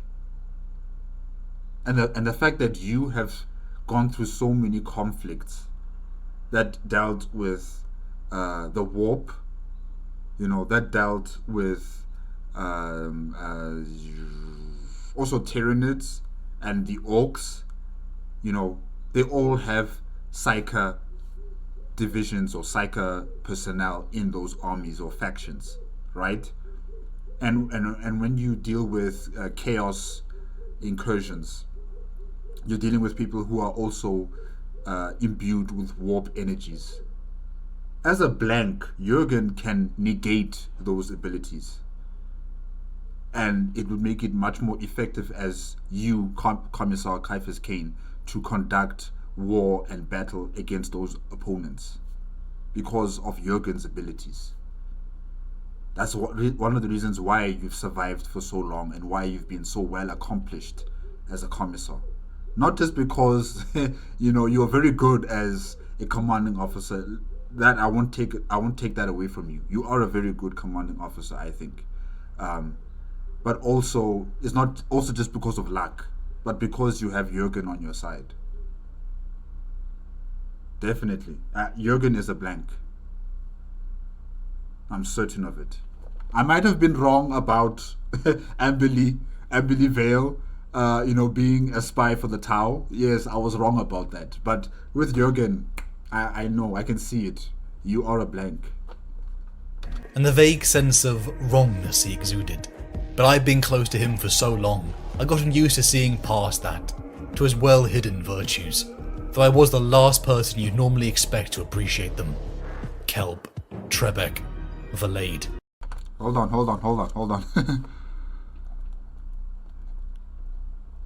Kelp, let's go back a bit, just a bit. Being the closest thing he could to a viable salute in a uniform that, despite measuring, still looked baggy and oversized. I found that other than myself, Jurgen was the only being in this galaxy I completely trusted.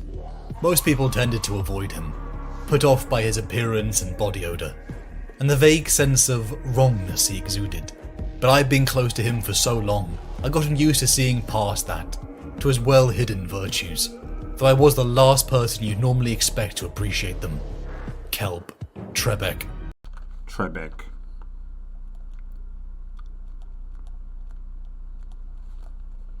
Valade.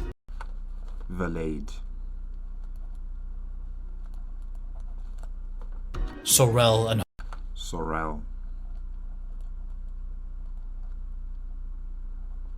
Okay. Hollenby lined up before me and Amberly. All of their faces looked panicked. All except Sorrel's, whose eyes still made me shudder. I take it we aren't expected to survive. Kelp cut in. Amberly met his eyes, staring him down. "That rather depends on you," she said. "The Commissar certainly intends to. I suggest you follow his lead. Plus the rewards was freedom from a penal legion."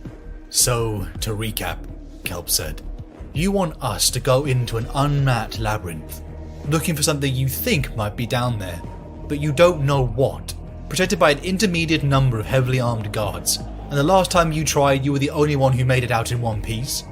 That about sums it up, yes," Amberly admitted cheerfully. "But you are forgetting one thing." "Which is?" I asked. "This time they'll be expecting us," she Oh man, just from bad to worse. said. "What's to stop any of us putting a lasbolt through your head?" Oh, you can try. That must be Sorrel. You can try. And disappearing over the horizon the first chance we get? Sorrel asked. Good point. Amberly smiled. I'll execute any one of you who even looks like they're thinking of making a run for it, I chimed in. Even if you can't take us both. And the amusement was abruptly gone from her voice. I sincerely doubt that. I've lost count to the number of people I've met who thought they could outrun the Inquisition. But you might as well give it a try if you really want to. Sorrel nodded. Their mood seemed to pick up, as a raid before them was the finest equipment in the regiment. A gift for a line trooper. It was the first time I saw emotion flicker in Sorrel's eyes as he nodded to me. You know, I wanted them to just carry a pistol and head off to battle with a pistol. Now they're giving them high caliber, high advanced weapons for this secret mission. Yeah. You guys are lucky. Happy with the procurement of his personal sniper. Hell, I even tapped on a layer of body armor myself for added protection. As we packed up, it became clear that there was an entanglement between Hollenby and Valade. Aww, Amberly mouthed. How sweet. Maybe to her, I thought. But to me it was little more than another potential complication in a catastrophe just waiting to happen. I mean, isn't this fraternization?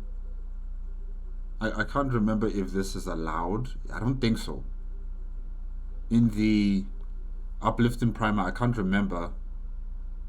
But I don't think this is allowed. I think the penalty will be flogging. You won't be hanged, you won't be shot, but you'll be flogged. And probably be sent to a penal colony. Expedition was ready and set off. Let me tell you, if I'd known then what awaited us in the undercity of Mayo, I probably would have broken down in hysterics from sheer terror.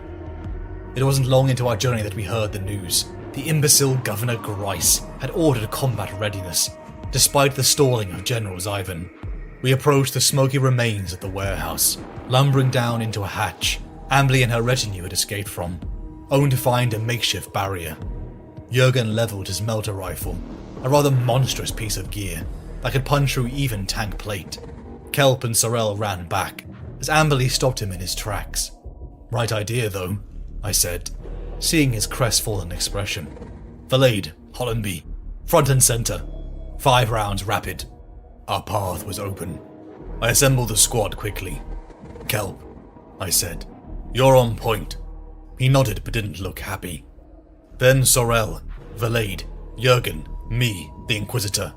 Hollenby, Trebek has rear. That ought to keep the biggest potential troublemakers as far apart as possible, and separate the two lovebirds just enough to keep their minds on the job instead of each other. We proceeded in silence for some time, until Sorrel held up a hand, warning us to stop. Amberly and I padded over to join him. Movement, he said, pointing away into the darkness ahead of us. Amberly checked the screen on her auspex. Nothing. Growing up in a hive city, you learn a few things. I pushed my hearing to its greatest sensitivity, drowning out the beating of my own heart. I picked up on gunfire, on the edge of my perception. We pushed forward into the dark again, my own senses telling me we were pushing deep into the earth of Gravelax. The crackle of gunfire had disappeared as we found a pile of human corpses, plasma scars evident on some. It was in that moment I saw a glow from the corner of my eye, rocket past and land on a crate next to us. I'm proud to say that despite the suddenness of the attack, my intellectual faculties remained undimmed, which isn't to say that I didn't dive for the nearest piece of cover the instant I realised we were under fire, of course. The rest dove into cover next to me, as now an unending stream of plasma pinged around us. I knew that despite the layers of body armour stacked upon me, a plasma would pierce straight through, much to my dread. Jurgen!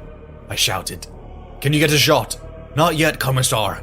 He was tucked behind a barricade of crates. The melter gun rested across it, covering the tunnel entrance. I have movement, Sorrel said calmly, sighting carefully down the barrel of his longlads. He pulled the trigger. It was then that I heard a unique scream, one I had last heard on a drunken stroll back to camp, saving me from a savage beating from blue-painted morons. That was Kroot, I said in stunned amazement. Now it was Amberly's turn to look taken aback. Are you sure? She asked. I nodded. I've spoken to one. I expected her to query it, but instead she stood. To my utter shock, she strode into the middle of the chamber and hissed something in the Tau's foul language. I clearly wasn't the only one to be astonished by this, as the incoming fire ceased immediately. After a tense pause, she answered in the same tongue and gestured to me. Stand down and show yourselves, she said. I'm not really surprised because, she's an inquisitor of the Ordo Xenos, so she has to know her enemies' language and their culture and understanding to dismantle them, to understand your enemy and then eventually dismantle them. So I'm not really surprised that she knows how to speak their language. Yeah. They want to talk. Despite my instincts, I stood with the others, anticipating a plasma round to the chest. Despite our expedition being in the gloom and dark for hours, I had trouble adjusting into the Tau right in front of us. I shuddered at the image of their robotic-like helms covering their faces. I am pleased to find you in good health, Commissar Cain. Well, you're probably thinking I'm pretty dense, not to have recognized Gorok straight away, but you should bear all the circumstances in mind. Why in the galaxy should I have expected him to be there in the first place? His use of my name had an immediate and somewhat gratifying effect on the Tau, whose head snapped around to stare at me. Then the leader turned back to Amberly and asked something. Gorok made the particular clicking laughter equivalent I'd heard before. The notion that my reputation had somehow filtered to what the Tau called their firecast was amusing. I bowed formally. That's impressive. To the leading Chassui. He states that your service to the greater good is remembered with gratitude. Gorok translated helpfully. El Zorath remains in good health.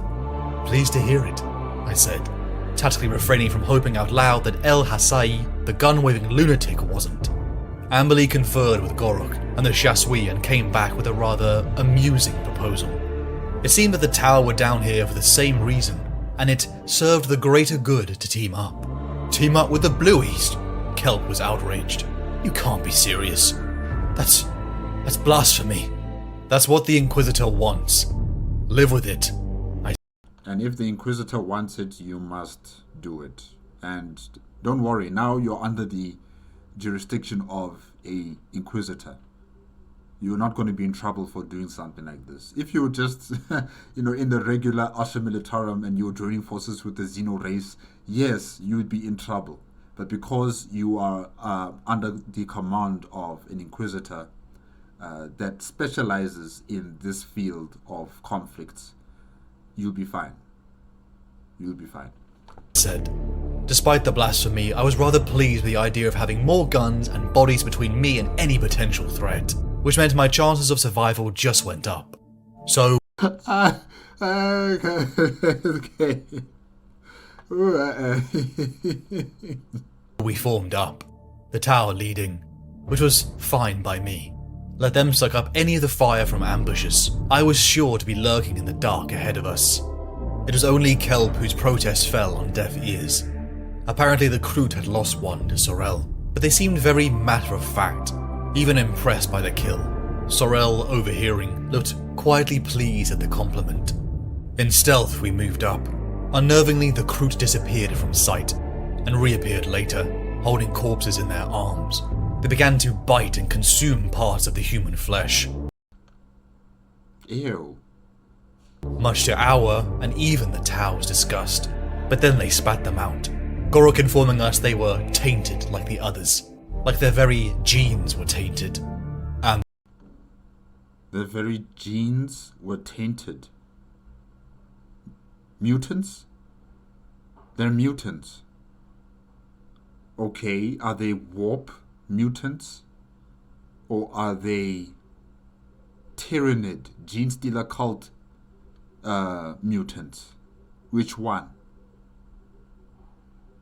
Emily nodded to herself, as though it confirmed something she suspected. And a terrible realization hit me, the nagging memories of some previous campaign. Suddenly I knew what she expected to find down here, and it was all I could do not to turn on my heels and run, screaming for the surface. CIAPHAS, please. We pushed in deeper, more cautiously now. The near pitch black and heavy moisture of the tunnels almost chokingly familiar. Amberly wanted to push on despite my warnings. She wanted confirmation, but I knew that what we were potentially facing could turn on us in an instant. I mean, yeah, okay, if they are mutants and they belong to the warp, whichever chaos god they are praying to, yeah, I think this would be beneficial for whichever chaos god they are praying to. These cultists might want chaos on the planet so that it can be consumed by Khorne, the bloodletting, the killing, or by Zinch, or by Nurgle. I'm not sure about Slanesh, because I don't know what would she benefit from any of this, really.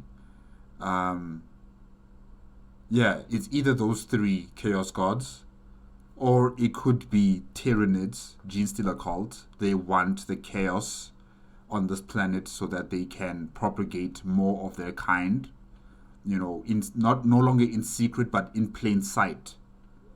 As they grow larger and larger in numbers, and whoever is the victor on the surface between the Imperium of Man and the Tau, they would pounce on them, because at that point they'll be weak. They wouldn't be able to defend themselves from an uprising from underground, and that would be the element of surprise for the Genestealer cult. Yes, so it's either chaos or it's Genestealer cult. Yeah.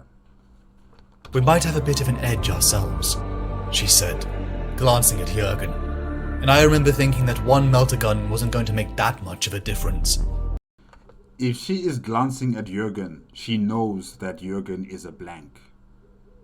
And if she knows that Jurgen is a blank, that means my assertion or my hypothesis on the types of groupings that are underground here might be related to the warp, and thus chaos.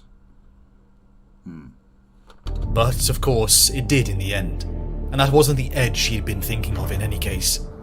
After 3 more kilometers we found an opening. The chamber was huge, vaulted tens of meters over our heads, like the Scholar Chapel where I spent many droll and draughty hours as a juvie, listening to old chaplains droning on about duty and loyalty to the Emperor, and furtively swapping salacious holopics with the other cadets.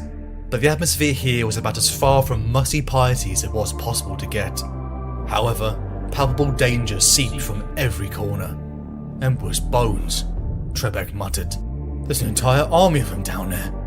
A few short, sibilant exclamations from among the Tau were enough to confirm that they too were unpleasantly surprised at what we seen. It's worse than that, Kelp muttered. They're mutants, Sorel said.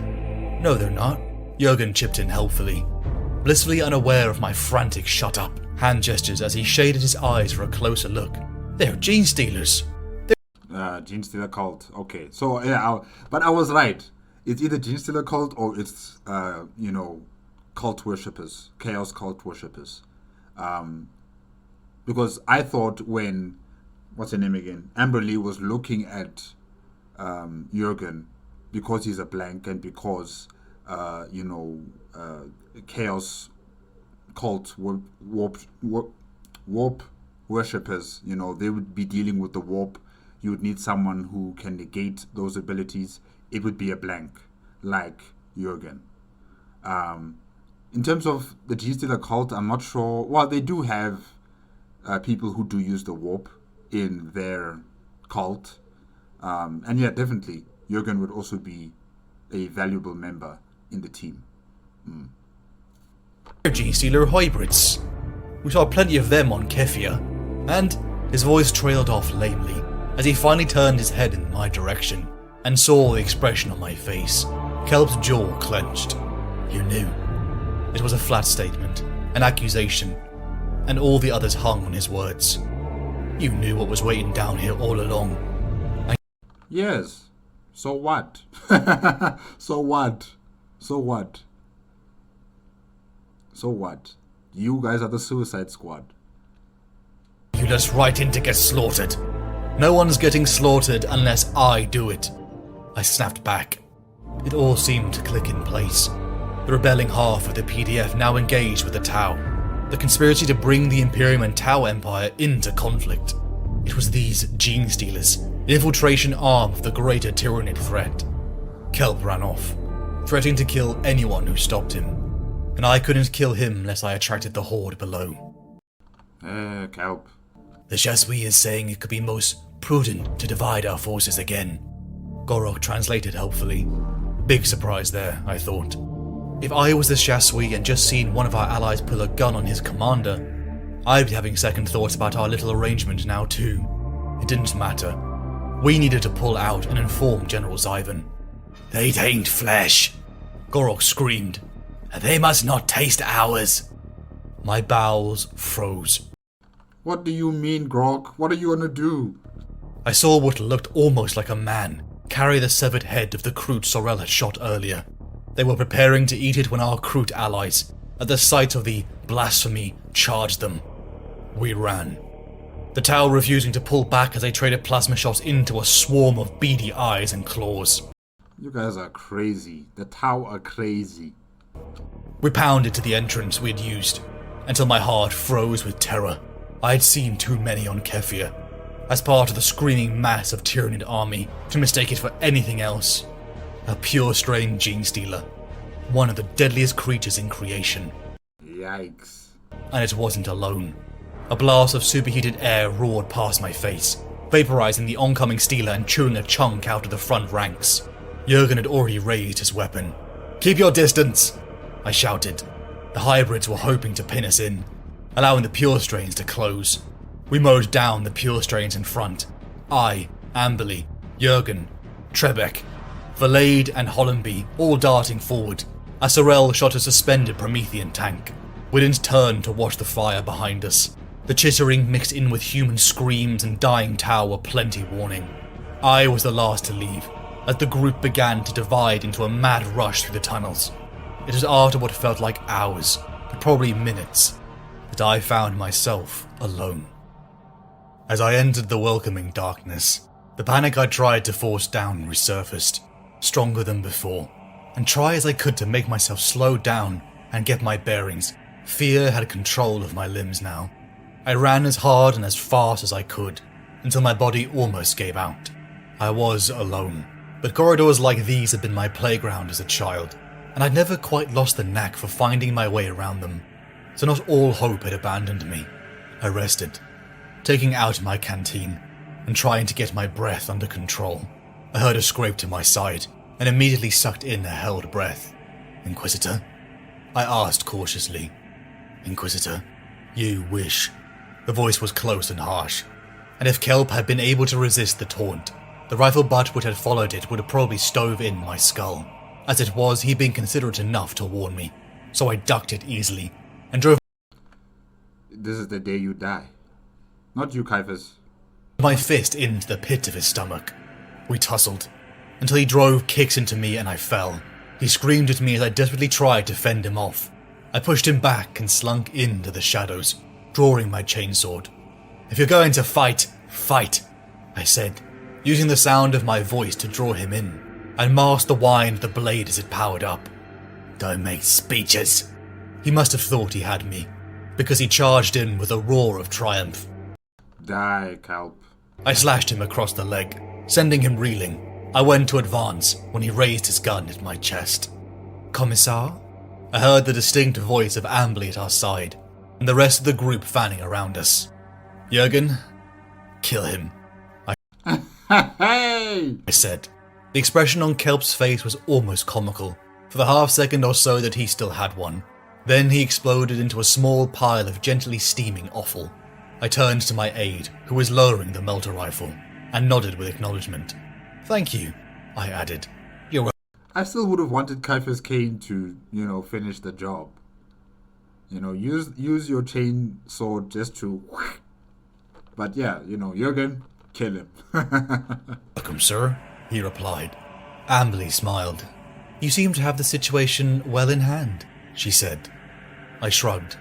I faced worse odds. We pushed on quickly again. following a run of piping which seemed to be tending upwards.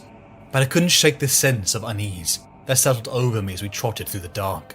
One thing I'd learned from my previous encounter with the creatures, they were remarkably stealthy and preferred to strike from the shadows.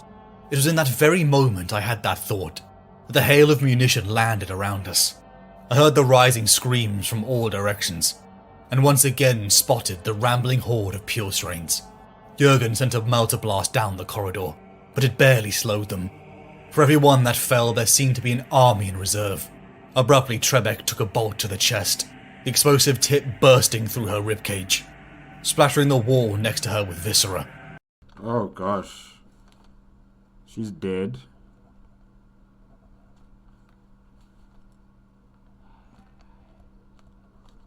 Okay. She just had enough time to look surprised before the light faded from her eyes. Every gun we had barked into the wall of death. "Commissar!" Amberly's voice was suddenly in my vox bead. "Tell Jurgen to shoot the wall, about 3 meters back from the current position. Hurry!" To his credit, Jurgen complied as quickly. "This way!" I shouted, Amberly and I stepping over the rubble. As we passed the threshold, to my horror, the hole collapsed, as rubble from above poured onto it. I scrambled, trying to shift the stone. "Leave it, CIAPHAS." Amberly shook her head regretfully. "They're past helping now." I stood, slowly, brushing the dust from my clothes, and wondered how I was ever going to manage without Jurgen. 13 years was a long time to serve together after all. I didn't know how many times he had saved my life. I don't want to believe he's dead until we are told, or we are given a description of his death. Like how we were given Trebek's death, how she felt her death happening.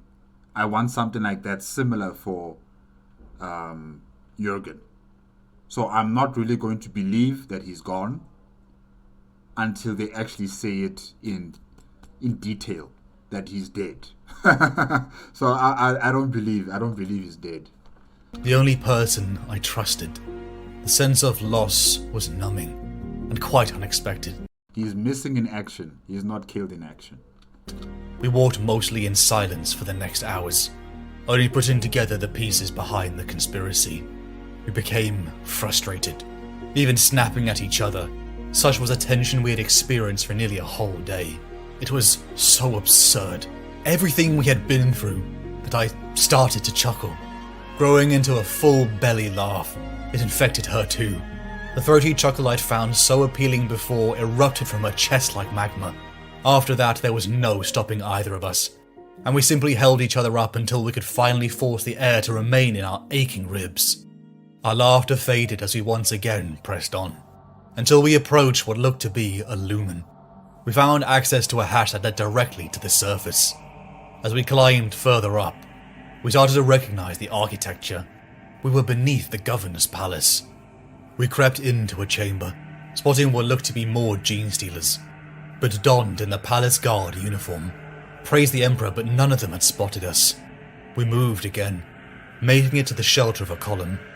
I was just beginning to hope that we would make it all the way to the stairs, and to whatever lay beyond, when the crack of a lasbolt against stonework close to my head told me we'd been spotted. We drew our weapons and prepared for the oncoming rush. I took one in the head as Amberly pierced another through the chest. Suddenly an explosion rocked their ranks. I glanced upwards, expecting I knew not what. Perhaps the Emperor himself, since only divine intervention looked like saving us now. What I saw was almost as unexpected. The familiar shambling form of Jurgen. Even grubbier than usual, lobbing frag grenades as Sorel levelled his rifle and began picking them off. A small explosion of joy and relief shook my chest. Amberly and I rushed into their falling numbers. I raised my chainsword and cut down two.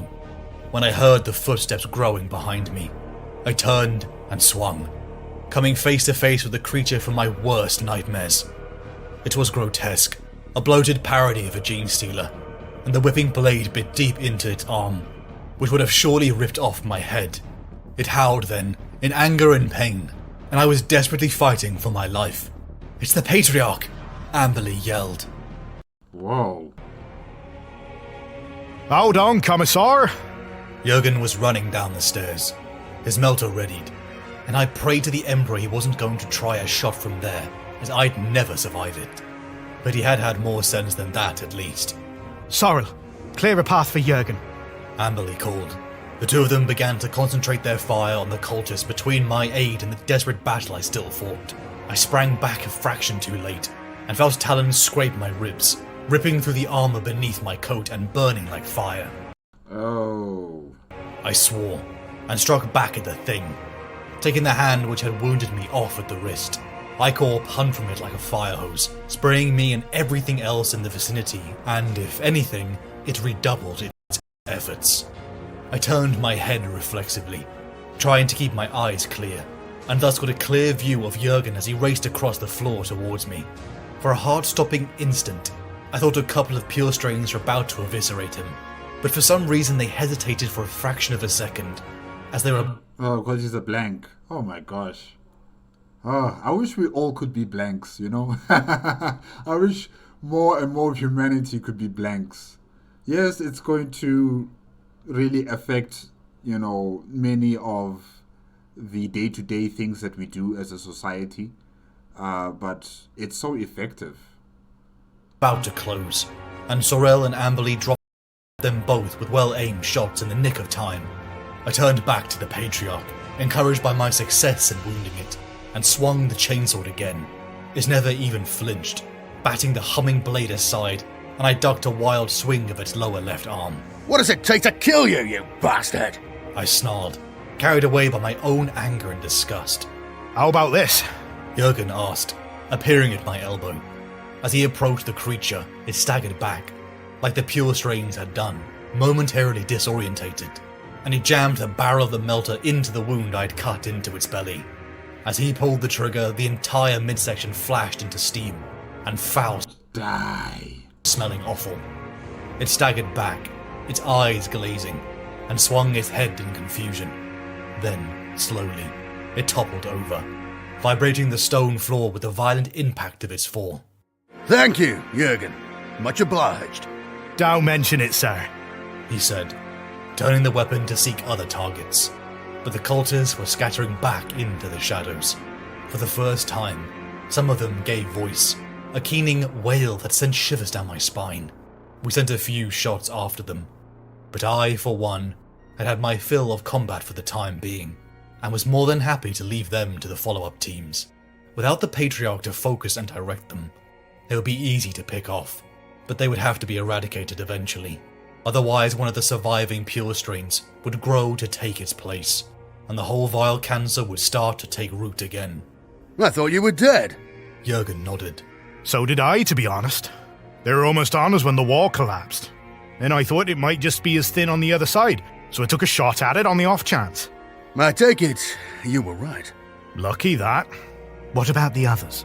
Amberly asked, as we began to climb the stairs. Jurgen looked somber. Sorrel made it through with me. We didn't see what happened to anyone else. But then he didn't have to. They would have been overwhelmed in seconds. Lucky you found us when you did. So, Holibin and Valade are gone. They are dead. But I would still say maybe they're missing in action, but okay. Really? Sorel had come to join us as we reached the level of the gallery. We found your tracks in the dust and just followed along. How did you know it was us? Amberly asked. The marksman shrugged. One pair of Imperial Guard boots, one pair of ladies' shoes. Didn't need an Inquisitor to work that one out. I suppose not. She looked at him with something like respect. Once we heard shooting, we just moved to flank the position. Jurgen added. Standard operating procedure. I see. She nodded, and pointed to the solid wooden door we'd reached at the top of the staircase. Jurgen, if you'd be so kind. My pleasure, miss. He grinned, like a scholar student picked out to answer a question he knows the answer to, and vaporized it with a single blast from the melter, along with a generous section of wall. Emperor's teeth. I breathed, as we entered the passageway beyond. It was panelled in burnished wood, A thick carpet on the floor, and delicate porcelain stood on occasional tableaus of unmistakable antiquity. Bright afternoon sun stabbed our eyes through the mullioned windows, and a dreadful suspicion began to form in my mind. I think I know where we are, I said. Amberly nodded, her jaw set. Me too. She said grimly. Where? The silence was shattered by the bark of a bolt pistol, and Sorrel fell, chunks of his brain spattering an expensive-looking tapestry and staining it beyond repair. Oh gosh, Sorrel is dead. So the entire Suicide Squad is dead. One traitor, Kelp, and all the others have died as well. Commissar Cain and the charming Miss Vale. Are you telling me that Governor Grice is a mutant as well?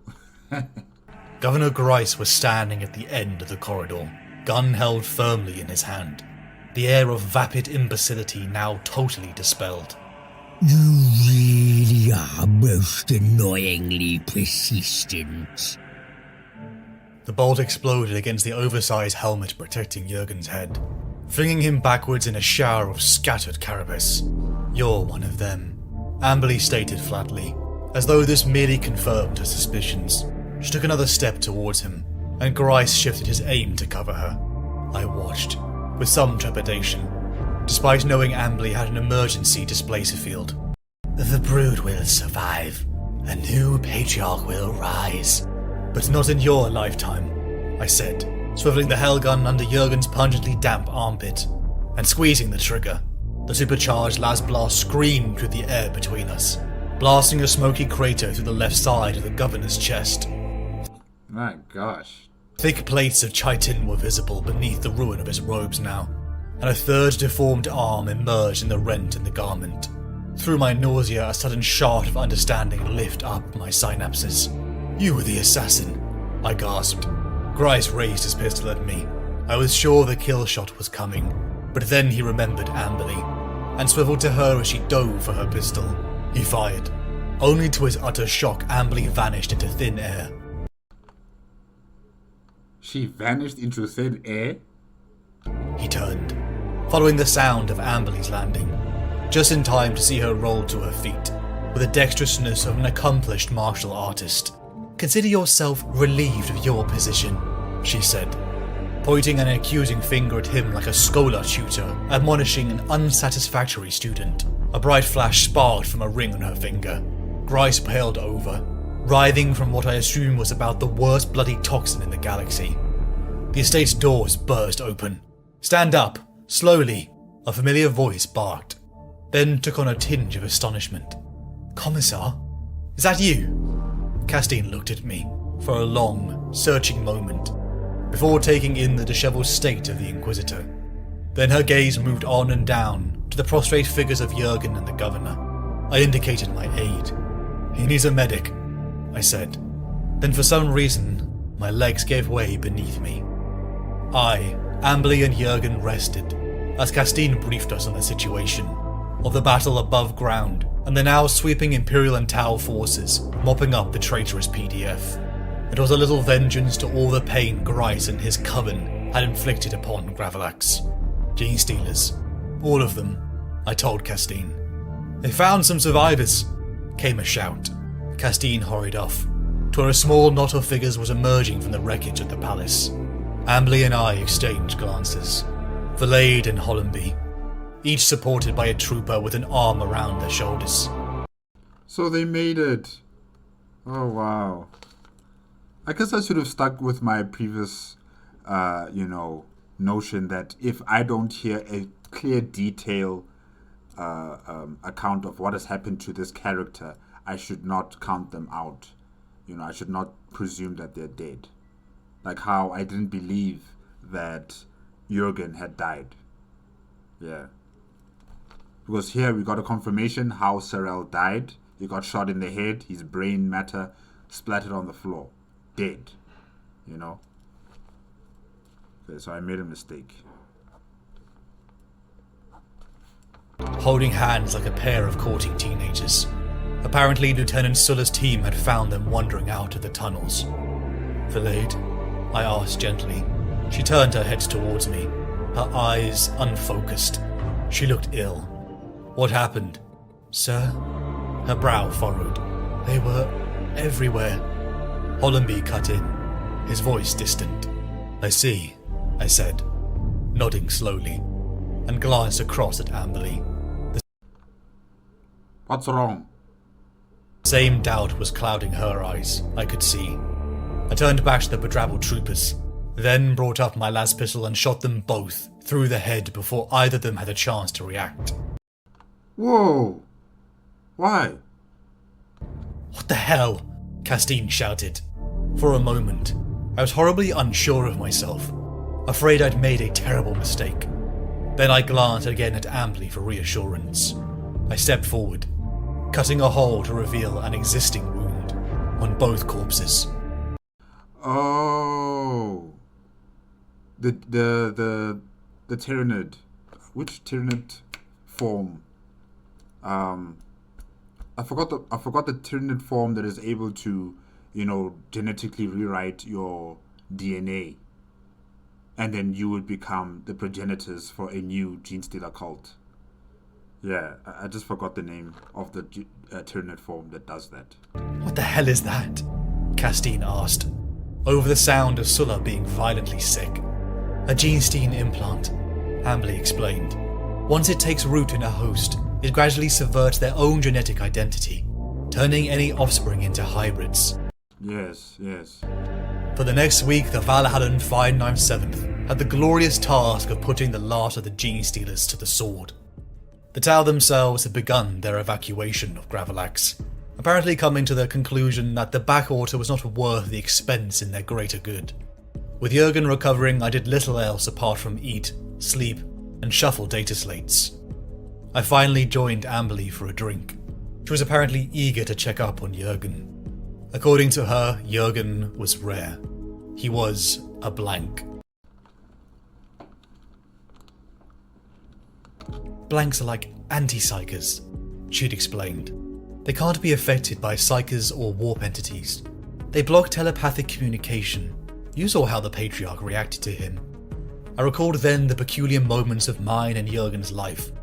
And that's why we need more blanks. We need a blank army, a blank regiment.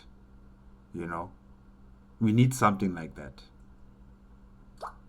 Because we have the Sisters of Silence, who are extremely effective, but they are all the way at Terra, protecting the Emperor, and having responsibilities with the custodians. We need a force that is comprised of blanks in majority. We need a force like that, especially for missions that deal with Tyranids and missions that deal with warp entities. 100% we need them. Such a shame that humans are so disgusted by them, and they would kill them on sight. Really, it's just so unfortunate that that's what happens to many blanks across the galaxy. Before they even have a chance to live their lives, they are cut down. What a waste. That now seemed to make sense. Apparently she knew the first time she saw him, due to her retinue psycher's reaction. You're going to recruit him, aren't you? I said. No! If he can face down demons and sorcerers, you're not going to leave him buried in an obscure Imperial Guard unit. She smiled. Apparently not. Such was his rarity that if Jurgen's status became common knowledge, the politics of the Inquisition would become sticky. We toasted to our somewhat victory. Amberley grinned at me again. Here's the beginning of a beautiful friendship. Not to mention half a lifetime of running, shooting, and bowel-clenching terror. Imagine being friends with an Inquisitor. That's different. That's very different. Really. But looking back, I have to say she made it well worth the effort. Editorial note. This, the second extract from the Cain archive, which I've prepared and annotated for those of my fellow Inquisitors who may care to peruse it, is in much the same format as the first. The astute among you will realize that it follows my previous selection, Cain's account of the Gravelax incident, quite closely chronologically, although with his usual disregard for such niceties. It was actually recorded at an earlier point in the archive itself. I have chosen this section of his memoirs not only because it is relatively self-contained, requiring little background knowledge of his earlier exploits to appreciate, but also because the records of the Ordo Xenos contain quite a bit of detail about the events on Simia Orichalcae that year, and anyone with cause to consult them is certain to find the only complete eyewitness account of considerable interest. Not least because it confirms the suspicions many of us have long harboured about the part played by certain members of the Adeptus Mechanicus in the affair, which may be useful in future dealings with them. It may be argued that Cain is not the most reliable chronicler of events, but I am inclined to accept his version of events as absolutely true. Here, as throughout the whole archive, he rarely gives himself credit for what, to any unbiased observer, appears to be acts of genuine courage and resourcefulness, however few and far between. As before, I have been largely content to let Cain tell his story in his own words. The ice world of Sima Orichalcae. Beautiful, isn't it? Brocklor said, his grey eyes fixed on the main hololith display. Being ice worlders themselves, of course, the Valhallans were overjoyed to hear we were being sent to Sima Orichalcae. Even before we made orbit, the viewing ports were crowded with the off-duty troopers, eager for a first sight of our new home for the next few months. As a chatter of excited voices had followed Castine, Brocklor and myself through the corridors towards the bridge. My enthusiasm, needless to say, was rather more muted. I'd been serving with the Valhallan 597 for little over a year by that point, and had managed to settle into a fairly comfortable routine. I got on well with both Colonel Castine and her second-in-command, Major Brocklor. They appeared to consider me as much of a friend as it was possible to be with a regimental commissar. That's a nice relationship you have there with your subordinates, because usually commissars don't have this type of relationship with the men and women that fall under their supervision or command, because you're a commissar and death follows you more than the enemy that they're supposed to be fighting against. So yeah, it's quite interesting that you have this close relationship with everybody within the Valhallan 597th. The Valhallan 597th was by now a well-oiled machine, but I was beginning to see why the vast majority of regiments in the Imperial Guard were segregated by gender. Lovers' trysts and relationship drama were certainly not what I had prepared for in the commissariat. Yeah. Like I said before, I'm not sure about the penalties of fraternization, but I do think that it's not allowed. I'll have to read up the Imperial Uplifting Primer again, but I suspect that it's not allowed, and there are penalties or consequences for those who engage in fraternization. But it's not killing. You won't die. You'll probably be flogged. Like I've stated before, you'll probably be flogged, but I don't think you'll face death or you'll be sent to a penal colony. Yeah, I don't think so. Those spirits and discipline were now high for the prospect of fighting in the conditions so similar to their homeworld. I could sense their impatience to get down there and feel the permafrost beneath their boot soles. Like bacteria under a microscope, we zoomed in on the orc mass that threatened the Mechanicus facility we had been ordered to defend. Orcs? Huh. It was cutting it fine, but we could have the regiment down at least a day before the Vanguard smashes against the Cogboy's precious refinery. The ship captain's own tech priest handed us a date slate. The discomfort we all felt was apparent, but seemingly unnoticed by the tech priest. Or if she did, she said nothing. I headed towards the first shuttle. My overblown heroic reputation had to be maintained, and a likely uncontested landing would just about do it. In this I had a valuable ally, my aide Jurgen, who had an almost preternatural talent for scrounging, which had made my life considerably more comfortable than it might otherwise have been in our decade and a half together.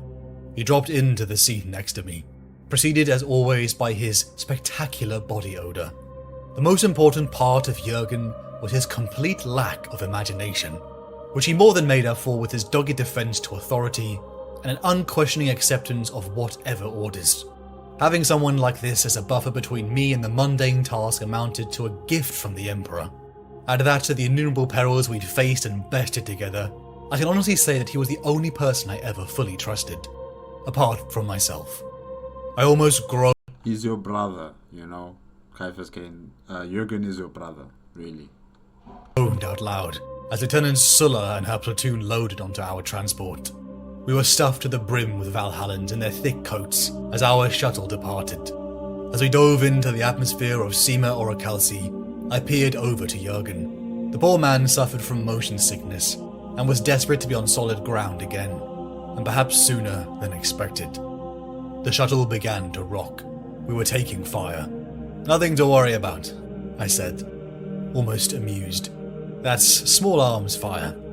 The chances of anything actually hitting us at this range are astronomical." Right. One day I'm going to learn to stop saying things like that. No sooner had the words left my mouth than the shuttle shuddered even more violently than before, and pitched sharply to port. Red icons began to appear on data slates, and the servitor began punching controls with greater speed and abhuman dexterity. "Pressure lost in number 2 engine," it chanted. "Combustion efficiency dropping by 16%. "What's going on?" Sulla asked as I buckled in, tense for the impact. "The greenskins put a dent in us. There's going to be a bump," I said. I felt strangely calm. There was nothing I could do now except trust in the Emperor. A violent impact jarred my spine into the roof of my skull, driving my breath from my lungs. I felt the screaming vibrations ripple through my body as the transport glided hard upon the rock and ice. We grounded to a halt and staggered out. I turned to Sulla, who was trying to stem a nosebleed. For that matter, I suppose we all looked a bit worse for wear, except possibly Jurgen. As with him, it was hard to tell. We dragged our wounded from the wreckage, and I had the unfortunate task of the pilot, who after saving our lives, threw up on my boots. The blistering cold winds of Sima Orichalci smacked me like a punch. My damn nose was so frozen that the stink of Jurgen had seemed to disappear. Lucky for us, we had crashed not too far from the facility. Unlucky for us, there was a bone-chilling cold and roaming orcs.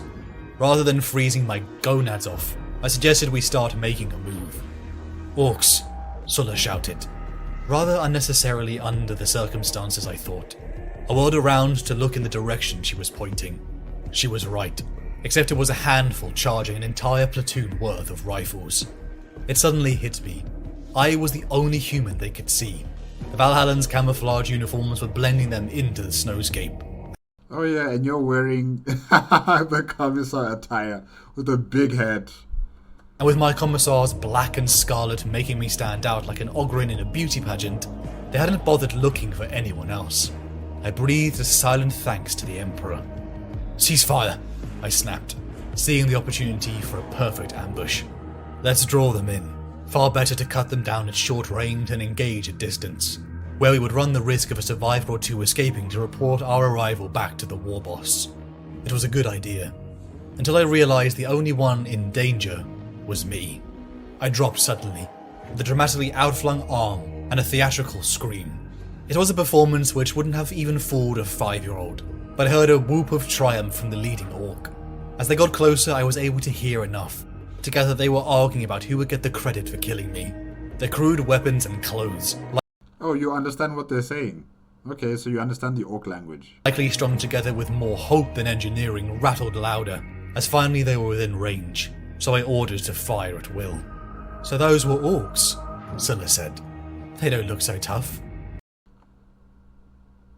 Your arrogance will be a downfall. Be careful. Clearly you did not read the uplifting primer.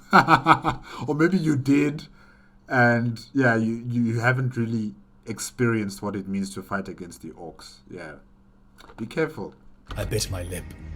She might as well feel confident for as long as possible. But I knew from bitter experience that when the main force got here the next day, it would be a different story. I, Jurgen, and Zul's platform trudged until we finally reached the black, smoke-billowing spires of the Mechanicus facility. Castine welcomed me up to the conference room in the heart of the refinery. Scriver Quintus, one of the administratum, stepped forward to welcome us. He was a youngish man, with thinning blonde hair and a pasty complexion. "Thank you," Castine smiled warmly. "Colonel Castine, Valhallan 597th. This is our regimental commissar, CIAPHAS CAIN. An honor," I said. "I've seen your statue in Liberation Square on Telethon. I must say it doesn't really do you justice," he said. Man, you really are famous, CIAPHAS CAIN. "That'll be the pigeon droppings," I said dryly. "Tends to erode my natural dignity." He laughed, and I decided I liked him. He informed us of the ongoing problem, the one about the amassing army in the mountains, but also deep beneath the facility. 5 of the miners had gone missing over a period of weeks. Leader Morel's miners were the ones dragging up the raw materials for the Mechanicus, and apparently he was more than flummoxed by the waving of his concerns by the tech priests. And then it was almost like the man wouldn't stop babbling on. The highest ranking administratum adept, a white-haired woman called Pryke, called the meeting to order with every sign of enthusiasm.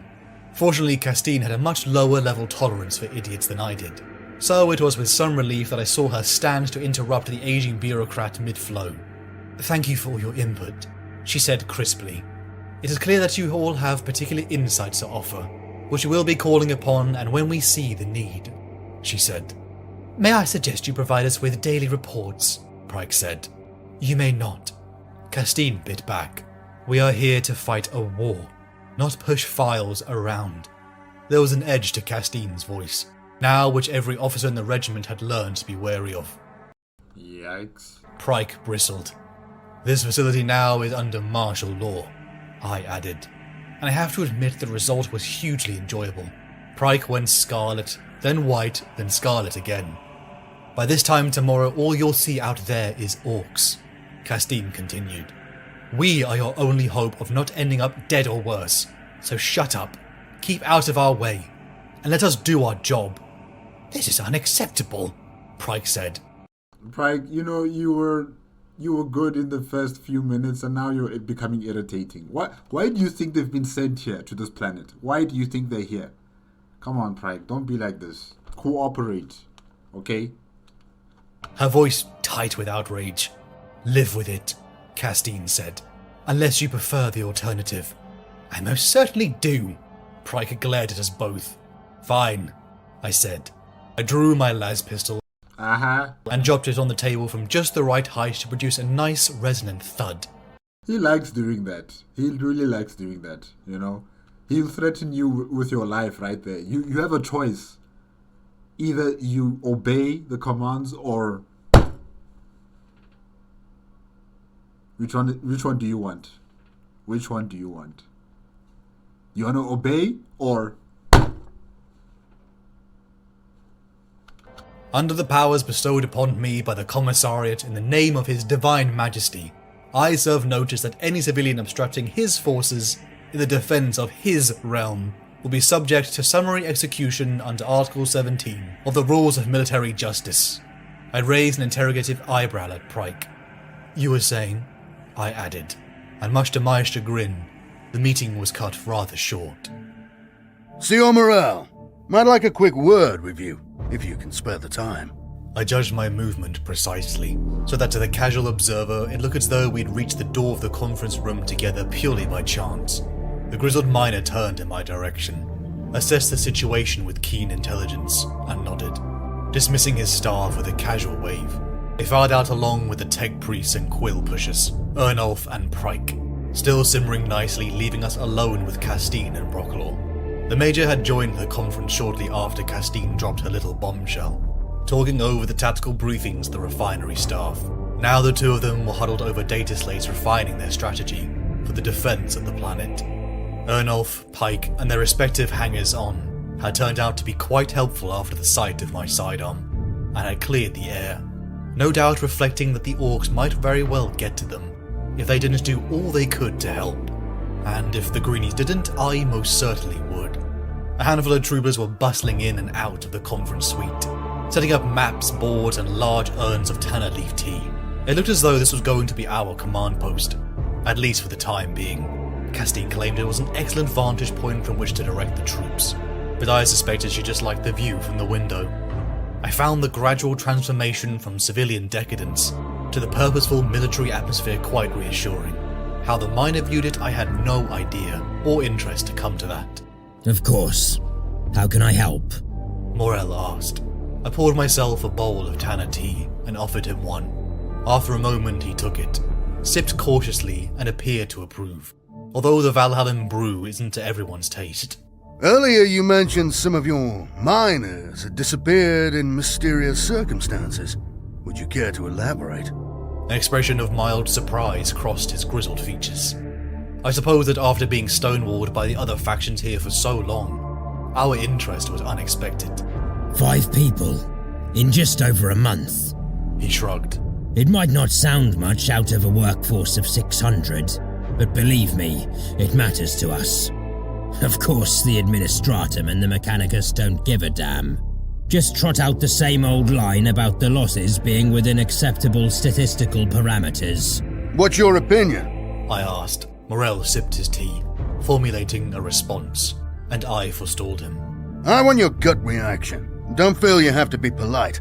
He laughed and looked at me with renewed respect. Just as well. Diplomacy isn't exactly my strong point. He sipped again. Something's definitely wrong down there. Don't ask me what, though. Then we need to find out. I mean, isn't it just the orcs? Or is there some other creatures on this planet? I said. Castine broke off our conversation with Brocklaw long enough to nod. Brocklaw nodded too. Absolutely. No point in fortifying the place if the trouble's already inside with us. You think we've got orcs in the tunnels? Morel paled at the thought. Whatever he'd thought the problem might be, this clearly wasn't it. It's possible. Although sneaking around picking people off one at a time isn't exactly their style. And I don't see how they could have got here that soon. Castine added, with a glance at the hemisphere map pinned to the wall close to her seat. It's taken them over 6 weeks to get here from the crash site. If an advance party was taking your miners, they'd have had to have got halfway around the planet within a few days of their arrival. And we've seen no sign of any rapid deployment capability. Unless they teleported, I suggested. And also the orcs would be making a noise if they were attacking, a group of human beings or any other xenorace. They would be making a whole lot of noise, celebrating and heading off to battle in a cacophony of noise. And since we're not getting any information that that's what happened, just that these people disappeared or were abducted, it kind of does not make sense in terms of the orcs being the culprits in this situation. it has been known. We're not jumping to conclusions, are we? Brocklaw mused. Could it just be an unfortunate series of accidents, after all? That hardly seems likely. Morel stared at the plan on the opposite wall.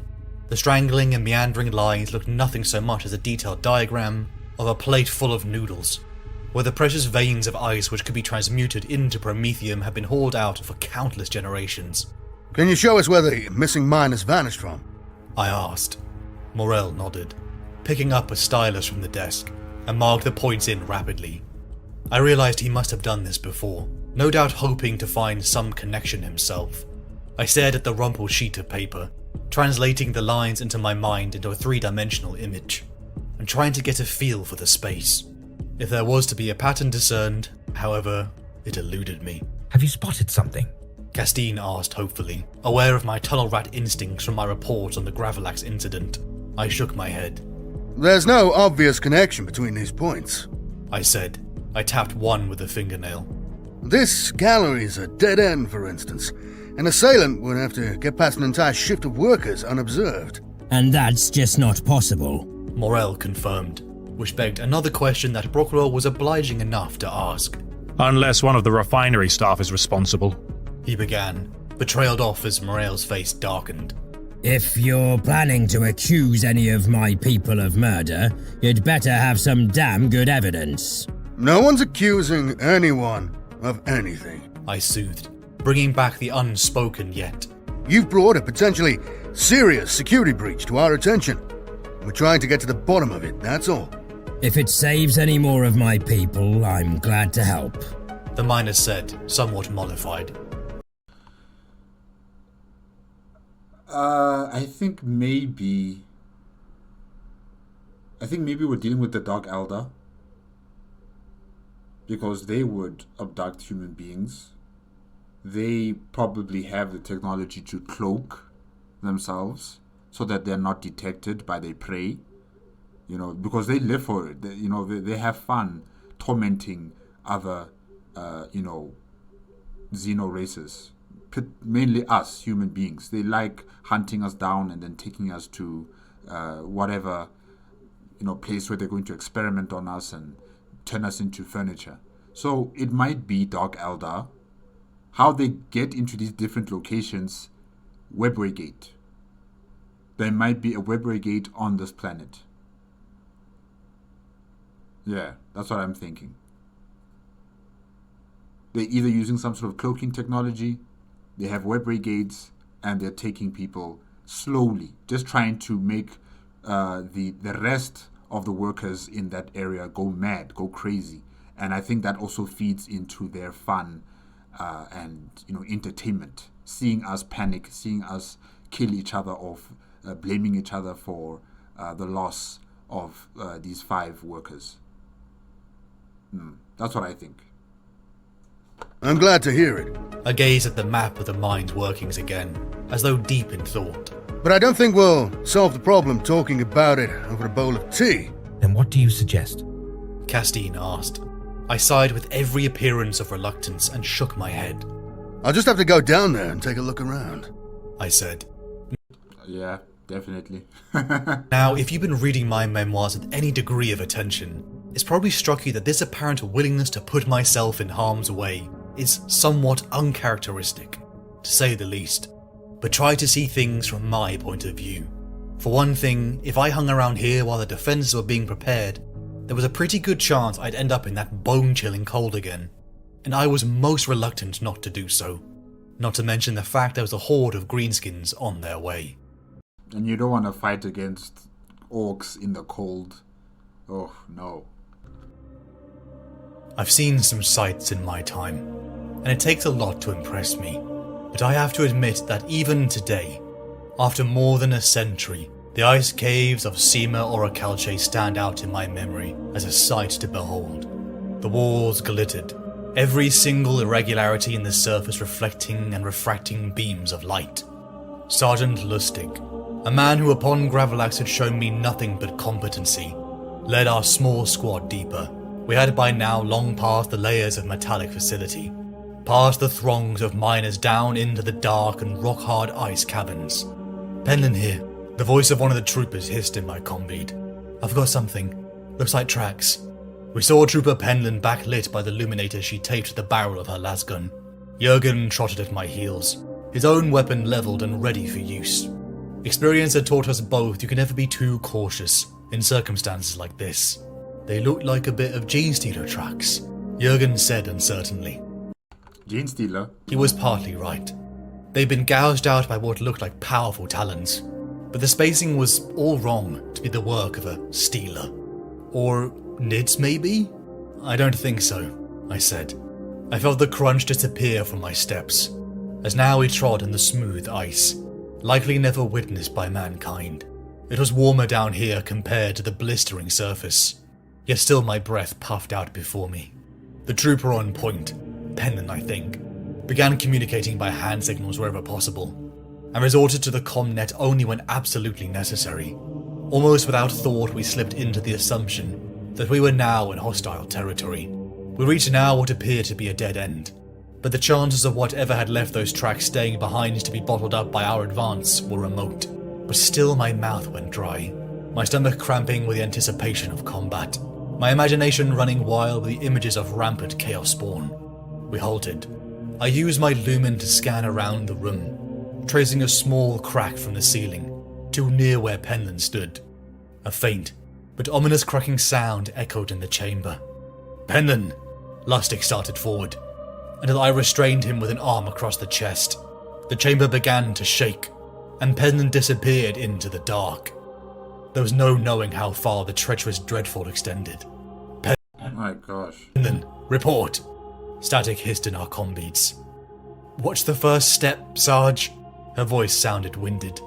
But if she could crack jokes, she couldn't be that badly hurt. Yeah, luckily.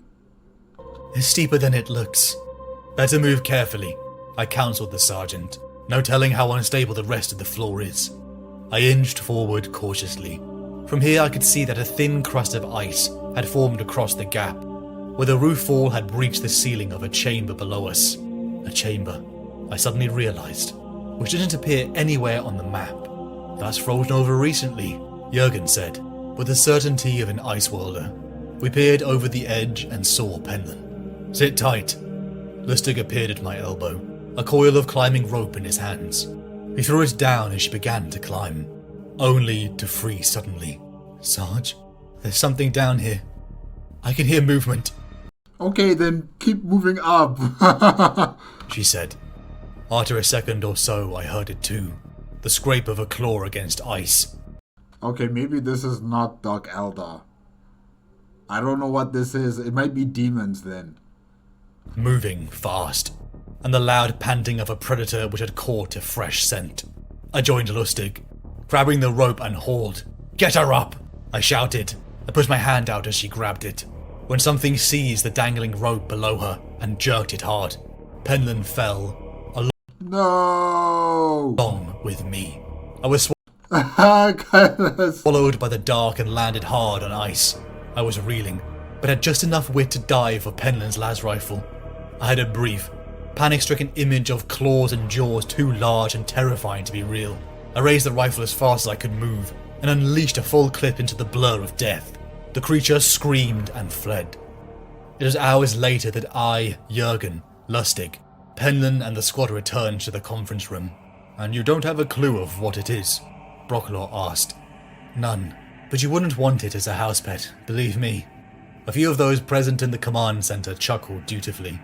Alongside a strange creature, a new tunnel and the frozen remains of the miners, we had a large issue. We had a weak point in the heart of the facility. Before the administratum, Miner Morel and the tech priests, Castine had been holding the fort. Just outside I could see it. The Orc horde had arrived just on time, and were now throwing their fodder against our outer defences. The 597th would relish this part, but I knew it would get worse. It's why the evacuation of the civilian population kept pace. Morel broke in. The question is, what are we going to do about it? It was easy, I thought. Go back down there and kill it, I said. Morel nodded with grim satisfaction. A small justice for his miners. It was extremely vital that the Orcs didn't discover these tunnels of the creatures burrowing underneath us, lest we have a war on two fronts. And if the process kept me away from the worst of the fighting and cementing my reputation, I volunteered for the hunt. But you know, it also depends on the Orcs, like how much activity are they doing on the surface? Because if they bring heavily mechanized units, the floor or the ground might just cave in. And then you might have a problem on your hands where it's the Orcs and this creature that's underground. So yeah, you guys gotta work fast. I would like to come too, if I may, said Logash, one of the tech adepts. And why do you want to come, Logash?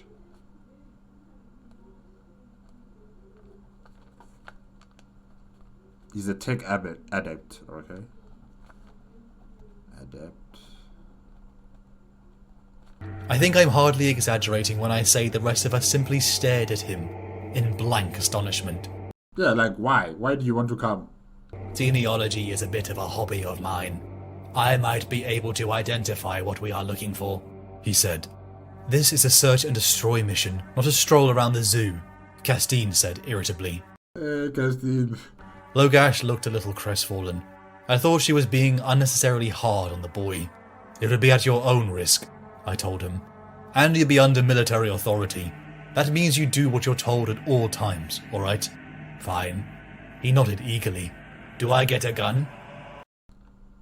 Don't you have a built-in gun already? But okay. Absolutely not, Castine and I said simultaneously. Before I departed, Castine and Brocklaw pulled me aside. Conferring with the wide auspex of our ship above the planet, I saw a blip that made my heart drop. According to this, it's huge, Castine said, a hint of confusion in her voice. But I knew what it was. A gargant. Castine and Brocklaw stared at one another in horror. Gargant? What's that?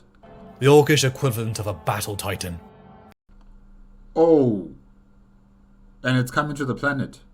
The approaching construct might be crude, but it would certainly have enough firepower aboard to punch through our defense. We descended back into the tunnels. Did you remember the marshmallows this time? I asked Jurgen, echoing Amberly's jest, when she caught sight of the melter he was carrying on Gravelax. He smiled sheepishly. No problem. We'll just have to find something else for you to toast, I said. I'm not sure that would be wise, Logash said, hurrying to join us, and looking somewhat askance at the heavy thermal weapon. That would pretty much vaporize the creature. Then we might never know what it was.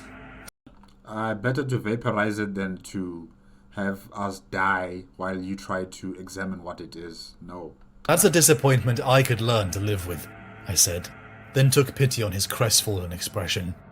Led by the newly promoted Sergeant Gryphon, who only I could tell was nervous, I, Jurgen, Logash, Voorhees, Hale, Simla, Dreer and Katra peered down the hole Penland and I fell down earlier. Are there any tracks? Logash asked eagerly. Gryphon looked at him with an air of vague surprise, as though it slipped her mind for a moment that we were being accompanied by a civilian. I could tell that Logash's Xenos fascination was going to be very tiresome. We climbed down the opening and began to tread down the clearly burrowed tunnel. Thank the Emperor for my highest sense of direction and depth. As more tunnel opened and meandered, I kept a mental sense of direction. Logash seemed to be more excited by the markings on the walls as we got deeper. Just then the palm of my hand started tingling, in the way they do when my subconscious warns me of something my forebrain has yet to grasp. I stopped as I felt a tremor. I looked back and forth down the tunnel, craning my neck to see as best as I could, past the troopers on either side of me. The light from our lumens receded in both directions, still striking dazzling highlights from the deep blue surface of the ice around us. Something's coming, I said. Both point and rear guard saw nothing. Sudden understanding punched me in the gut. The creature we were hunting was a burrower. Jurgen, I shouted, give us some elbow room. Divining my intentions, the troopers nearest to us scattered back along the passageway. Logash was hauled away, protesting by Gryphon, who couldn't be bothered trying to explain. Jurgen let out a hissing blast of melter into the wall, filling the chamber with obscuring mist. He was just in time, too. An instant later, the frozen wall burst in on us, in a hail of glittering ice shards. The living nightmare I'd encountered before was among us. What is it? And by sheer foul luck, I was the closest to it. I drew my chainsword and smashed against a rending claw. I was too close to the beast for the others to take a shot, and had I been any other commissar, perhaps they would have. The beast snarled as I pushed free and dove beneath it. I swung the humming blade at its thorax, feeling the teeth bite home, and was rewarded with a spray of ichor and foul-smelling viscera. It screamed again, opening the mandals impossibly wide, and bringing its head down to snap me. That was precisely what I had been hoping for. The tactic worked well on some of the larger Tyranid bioforms, so I was ready and waiting, thrusting the tip of my trusty chainsword up through the open maw. I stood back as the corpse of the creature slumped forward, the group staring at me in amazement. Lucky they couldn't see the panic I was feeling, as once again something had reinforced my heroic reputation. Yay!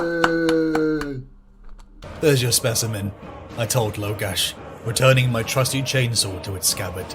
Do you think you can identify it? It's an amble, he said, shaking his head in bafflement. They are all desert dwellers. Clearly not native then.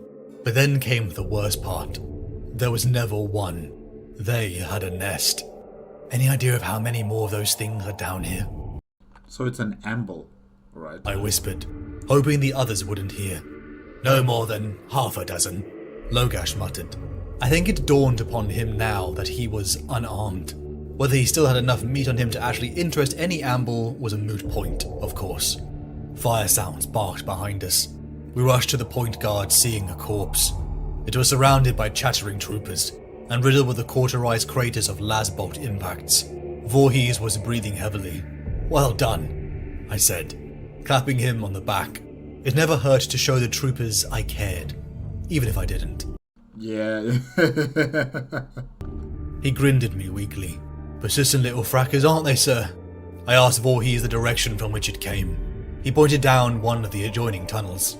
I absently noted that it was almost directly towards the orc siege lines. A sense of grim foreboding settled across my shoulders. If it was returning to the lair, it would have been carrying prey of some kind to share with the others. Logas chipped in helpfully.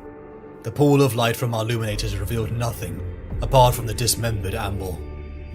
So what you're telling me is that this amble creature was probably transported to this planet, Sima Oricalci. Somehow it commandeered, or it was taken from a desert world and taken to this ice world, and it was just thrown into the wilderness, and it's made a nest. There was an answer. We weren't going to be able to complete our reconnaissance mission without passing through a cavern full of these monstrosities. But bow clenching as the prospect appeared, I liked the idea of a horde of orcs pouring through these tunnels to slaughter the lot of us even less. "Close up," I ordered. "Be ready to concentrate your firepower." We moved out cautiously. If only there was a way to direct the orcs from the surface to come down into the underground passageways, all the way down to the nest where these amble have a nest. Yeah, just to direct them all the way down there to fight against them. If only there was a way to do that.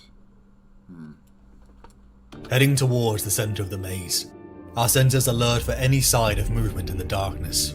We debated dousing a few of our illuminators, but according to Logash it wouldn't make a difference, as the creatures couldn't see in the dark anyway. Again, hours of silence, where we pushed our hearing to the limit. The temperatures so deep in these solid dark blue caverns had stabilized to just freezing, which was a little comfort. A lasgun opened up, bright muzzle flashes strobing down the reflective tunnel. Our middle group broke into a run to the point guard.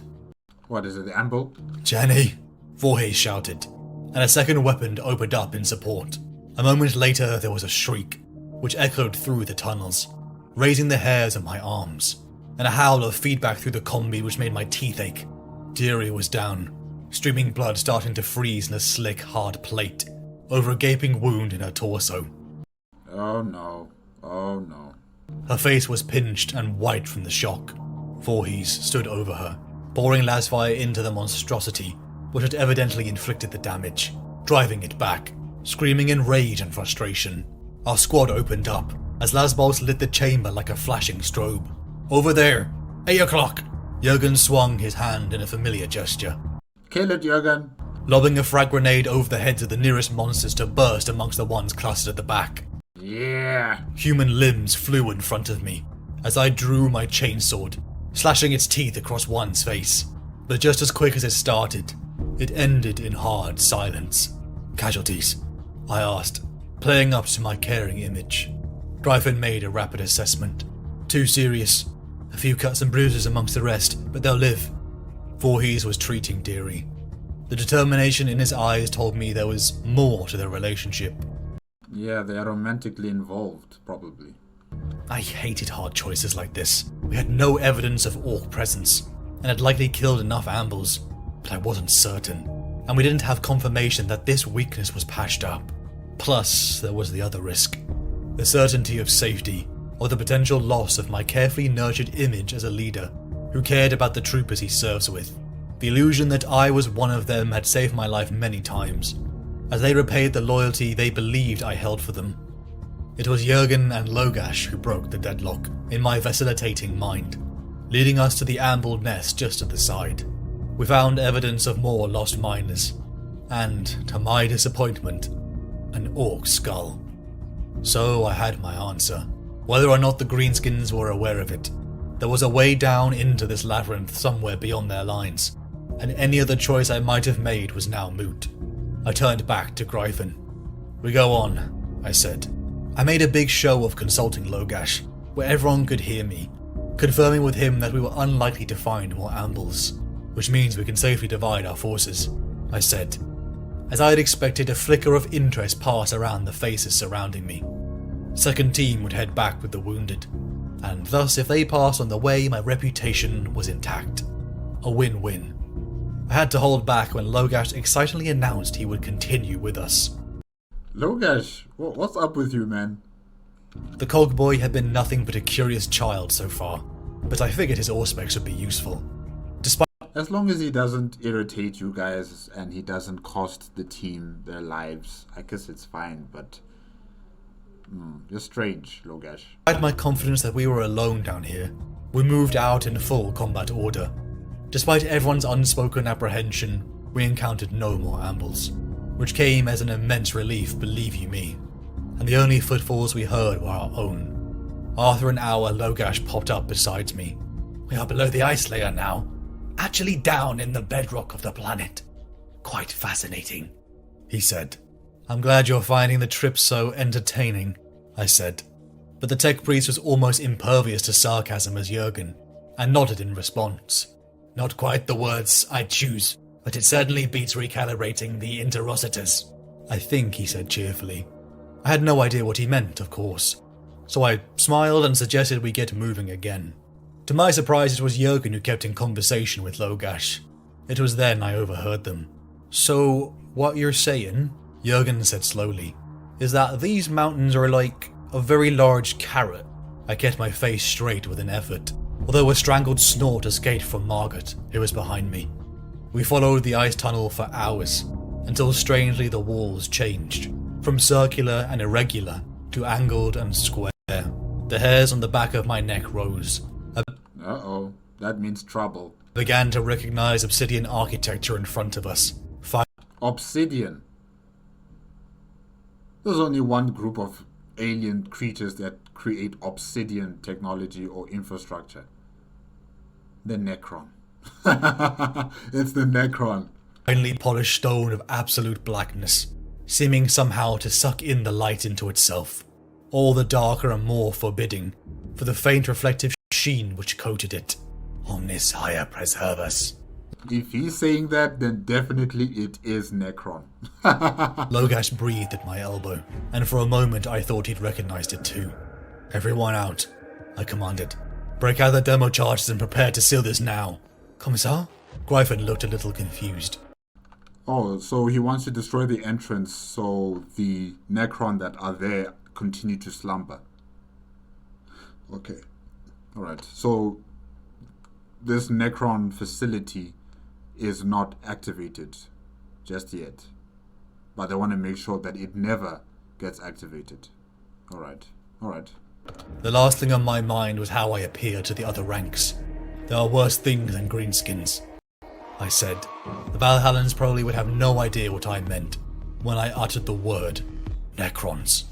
I mean, those Necrons, I don't know how crazy they are, but if they are extremely crazy, they would rip off your skin, and then they would wear your skin, trying to be alive again. You know, there are some Necron tiers that do some nonsense like that. So yeah, they can be very scary, and there might be some Necron who want to experiment on, human physiology, and that's also just as scary.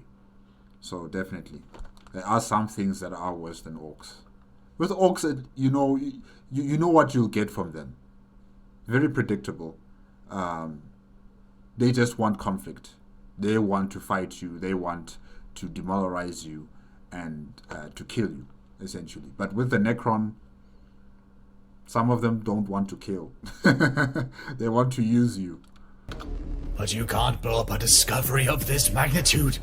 Logan. Are you mad? Ash was practically beside himself. Think of the archaeotech that must be down there. Destroying it would be a crime against the Omnissiah.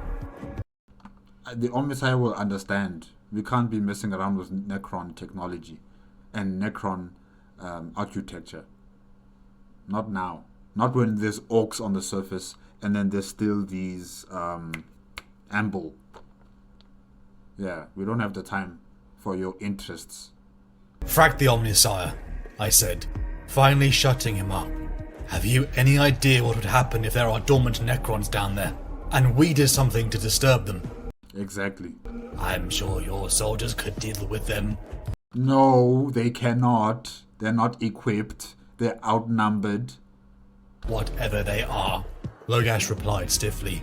Well, I'm not. Logash is becoming a threat.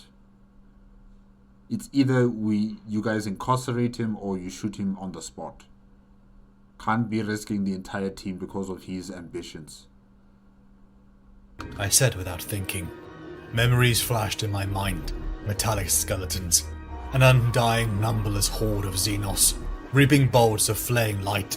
This changed everything. The orcs above were nothing compared to the threat that slept below. Holding the facility would be no longer possible. And they can't die. You know, the Necrons, they can't die. If you kill one of them, they just go back to their tomb, they regenerate, and then they come back onto the battlefield. They don't die. So, this is a risk that is not worthy of taking right now. The Imperium of Man forces on the surface will be overwhelmed with the Necron, as well as with the Orcs. Because we don't know how the Necron are going to operate, whether they're going to just stay underground or are they going to go all the way up to the surface and fight against either the Orcs or the Imperium of Man forces. And whichever one they defeat, they'll start targeting the next group on the list. So one way or another, we're in trouble. And I would rather have us deal with the Orcs alone and the Necron to sleep. What's his name again? Logash. Logash, understand this. If you don't want to understand this, we can push you in there. No. You might wake them up. We have to kill you. We have to shoot you on the spot, or we incarcerate you and we bring you back up to the surface. We're not going to risk our lives because of your ambitions of wanting archaeotech from a Xeno culture. We had to evacuate and seal this tomb from orbit. Logash glared at me, the divergence of our thoughts evident. But as if a joke straight from the God Emperor, Silma called. We crept around, joining her, finding one of the Orcs' crude shooters on the floor. Likely the piece belonging to the skull in the nest. It meant the ambles had tracked through here, meaning there was another cavern. One that the Orcs could still find, and worse, awaken the Necrons. It would mean a war on two fronts by two Xenos. We had no choice but to press forward. We clung to the edge of the ominous sickly green glowing black city. We all held bated breath until we caught sight of the distinct clawed tunnel. Pushing forward, I started to rally. The dread rise got lighter and better. Smells like snow, Gryphon said cautiously. Snow has a smell? I don't know about that. I don't know that snow has a smell. We must be getting close. I was prepared to take her word for it. After all, she knew snow and ice the way I did tunnels. Emperor's bows, I said, pulling the scarf up over my mouth and nose, feeling sharp shards of paint skitter through my abused lungs. Somehow, incredibly, the Amble's tunnel had broken to the surface, hundreds of meters deeper than it should have been possible. But we were undeniably outside again. Conditions outside were even worse than I could have possibly imagined. The snow continued to flurry all around us, driven by a wind keener than an Eldar witch's flensing knife, and I found my eyes shutting reflexively before I was a handful of paces from the cave mouth. I inhaled Jurgen's acrid odour gratefully, as though it were a bouquet of fine vintage, mildly surprised to find that my nose was still working. Hold on, Commissar. Something settled across my face, and the stinging in my eyes abated a little. Luckily, I usually carry a spare, Jurgen said sheepishly, placing goggles across my face. Aww. To my complete lack of surprise, every trooper in first team had donned a pair as well. But, like Jurgen, these conditions were common to them. Warped, judging by their body language, most of them were actually enjoying the hellish temperatures. Lucky for us, we only found a singular orc track, likely the one devoured by the ambles. We were set to head back when we realised an issue. Logash was nowhere to be found. Not that I would miss the blithering idiot. Yeah, it's not that we're gonna miss him. It's just that he's going to cause problems. He's going to wake up the Necron. But I didn't want to risk his corpse being another flare for orc activity near this opening. We pushed into the blizzard. From beyond the cave, the storm was so thick that any tracks here were long gone. My Vox bead buzzed. Contact. 90 meters down the slope. I could hardly see an arm's length in front of my eyes, but Gryphon sounded confident enough. I was still trying to force my numb lips to form a reply, when Gryphon's voice cut into the net. Is it the cog boy? Negative, Margaret said. The cog boy. The blueies. As a militaryman, nicknaming people, it's so weird, really. Blueies. Cog boys. Their voice tense. I could see a lot of movement down there. That could only mean one thing, of course. I was already scrambling for my las pistol, with numb and nerveless fingers, when they spoke again, confirming it. Greenies. Lots of them. Greenies. Pull back, I ordered. We spotted at least 30. Probably more. Too many for us to take out here, even with the Valhallans' ability to make use of the terrain, and weather conditions to mount an effective ambush. We have to secure the cave whatever happens. I must confess that the thought of getting out of the bone-numbing wind was so strong and so all-pervading that I quite lost track of my surroundings. I stumbled through the snow like an automaton, following in the tracks ploughed by Jurgen. I thought we were clear, when a bolt round shattered against a rock next to me. I turned, and with numb fingers fired 2 las bolts into an approaching shadow. The unmistakable hiss of the melter opening up behind me made me turn, just in time to see my aide cut down a small group of orcs. More sounds of gunfire barked in the distance. I strained my ears, desperate not to hear the sound of Necron Gauss flares. Maybe they've found the cog boy? Hale said slowly, clearly not relishing the idea. I nodded, sharing the same mental picture of the tech priests fleeing blindly, howling greenskins in pursuit, firing their ramshackle weapons excitedly as they ran. That seemed unpleasantly plausible. I made the difficult choice to leave Logash behind. The Necron threat had to be brought back to command. Plus, it got me clear of the howling winds and greenskins. We hunkered down near the cave entrance, hoping the flow of orcs would pass us by, but my worst suspicions were confirmed, as a vivid green beam, the colour of a festering wound, ripped through the air. Oh no. With the all too vividly remembered sound of tearing cloth, striking one of the orcs full on. In less than a second he seemed to dissolve, skin, muscle and skeleton whipping away to vapour, leaving only the echo of a howl of inhuman agony to mark his passing. Death incarnate emerged through the snow, as the metallic skeleton-like bodies of the Necrons made their appearance. It's all your fault, Logash. The orcs were flayed alive, as more of the green plasmas reaped their lines, but orcs were pure rage and muscle. They didn't go down easily. The shambling horde closed the gap, despite many falling.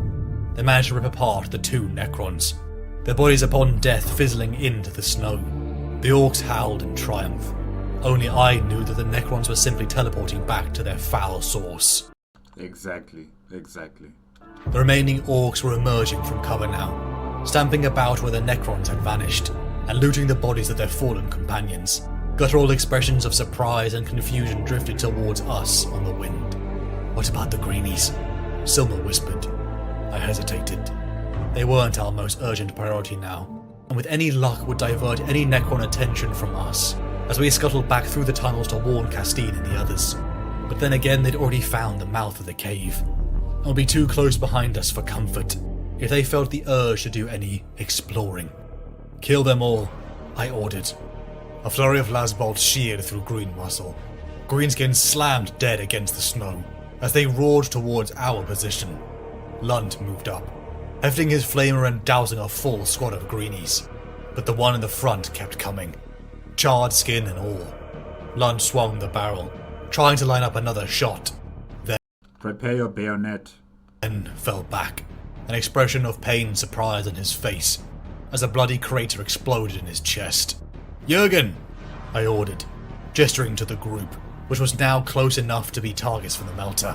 Smiling grimly, my aide took careful aim, sighting directly at the limping leader, who was still snarling in triumph at the death of our fellow trooper. Jurgen loosed a sizzling shot, carving the beast into parts of stinking meat. Silence fell as we gathered around Lunt's now freezing corpse. "He did his duty," I said, the highest praise I could think of, and everyone nodded somberly. Gryphon gestured to Hale and Silma. "Bring him," she said. "We'll take turns." I shook my head. "I wish we could," I said, as gently as I could manage. "But we don't have the time, and we have to get back as fast as possible." I half expected her to argue, but she nodded reluctantly. Can you at least take his dog tags, if he has any of that? "We can't leave any trace of our presence here," I said somberly. Oh, so you're gonna burn the body?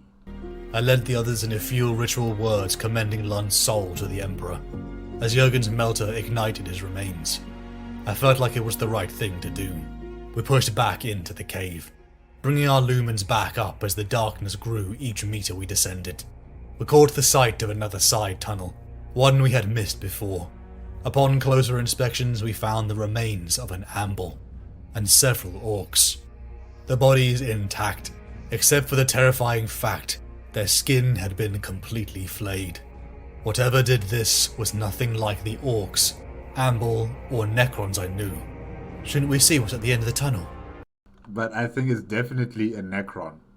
Like I stated before, there are some necrons that like to, skin their victims and adore that skin on their bodies, trying to act like they're alive or something. They're crazy. They're crazy. So yeah, there might be some, what's the word I'm looking for? But for lack of a better word, just crazy necron. Yeah, necron that have been corrupted. Gryphon asked, reluctance audible in her voice. I shook my head. No. It took all the self-control I could muster to sound calm and collected, instead of screaming the word. Nothing's more important than reporting back what we've found. Besides, Maggot chipped in, indicating the mutilated orc with a casual wave. That looks like a pretty definite keep out sign to me. Then let's take the hint, I said. Gryphon nodded. You'll get no arguments from me. We made to move, when we heard it from behind. The sounds of boots crunching on hoarfrost, and the guttural voices whispering in Orcish. They had found the cave. The voices grew in volume, but in a tone I was sure what passed for orc stealth. The squad scattered and clung to the walls as we prepared our ambush. To my surprise, however, they didn't charge blindly forward into combat as I'd expected. A couple of small objects flew through the gap, bouncing on the frost-covered floor, and skittering wildly in random directions. Grenade! Are these orc commandos? Silma yelled, just before they detonated. A storm of shrapnel ripped through the air. Silma fell backwards, ugly wounds peppering their body. Hale was luckier, their partner taking most of the blast, but I could see their left arm was bleeding heavily and hung limply at their side.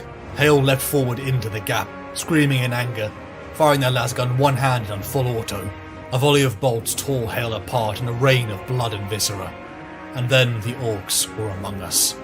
Silma tried to raise their lasgun, as the first bounded through the narrow opening, but before they could pull the trigger a massive cleaver swung down to bisect their skull.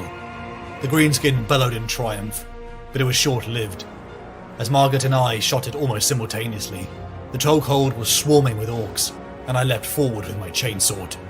I gutted one, spraying blood and viscera that instantly froze on the cave walls. A surge of melter blasted past me, that scorched through a crowd of orcs, creating a plug of meat. The cave began to shake. Margaret pulled me back as ice and rock collapsed in front, sealing off the orcs and the others too far ahead. Only I, Jurgen, Gryphon, and Margaret were left. Sure. I understood the pain on Gryphon's face, having lost so many. The way in front of us was sealed, alongside the greenskin advance. In time they would clear the mound, but the Necron threat was more important. We all looked to the last tunnel available to us, and shuddered. I averted my eyes from the mutilated orcs as we filed past their silent and frozen bodies, and wondered if I'd doomed us all. My tunnel rat instincts told me we were descending slowly again, ever deeper into the bowels of the planet, and the deeper we went, the the closer the enshrouding gloom seemed to wrap itself around us, until the air against my face seemed thick and warm, almost choking in its closeness. A faint humming was discernible in the air now, hovering just on the edge of audibility, and a faint acrid tang tingled the membranes of my nose. All things I remembered only too well, and hoped to never experience again. We reached what felt like an entrance. I enjoyed the expression of perplexity on Gryphon and Margaret's face. Jurgen was an easy man to underestimate, until you got to know him, and few people ever bothered. He stepped forward and offered to lead the way.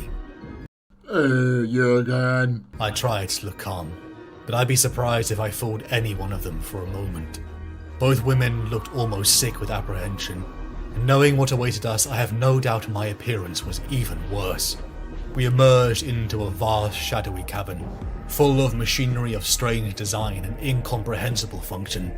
Vast geometric slabs rose in the gloom about us, leaking that rancid green illumination from vents and thick pipes of stuff, which looked like glass, but It's gotta be the scariest place to be right now. undoubtedly wasn't, suffusing the whole space with shadows and flat, directionless light.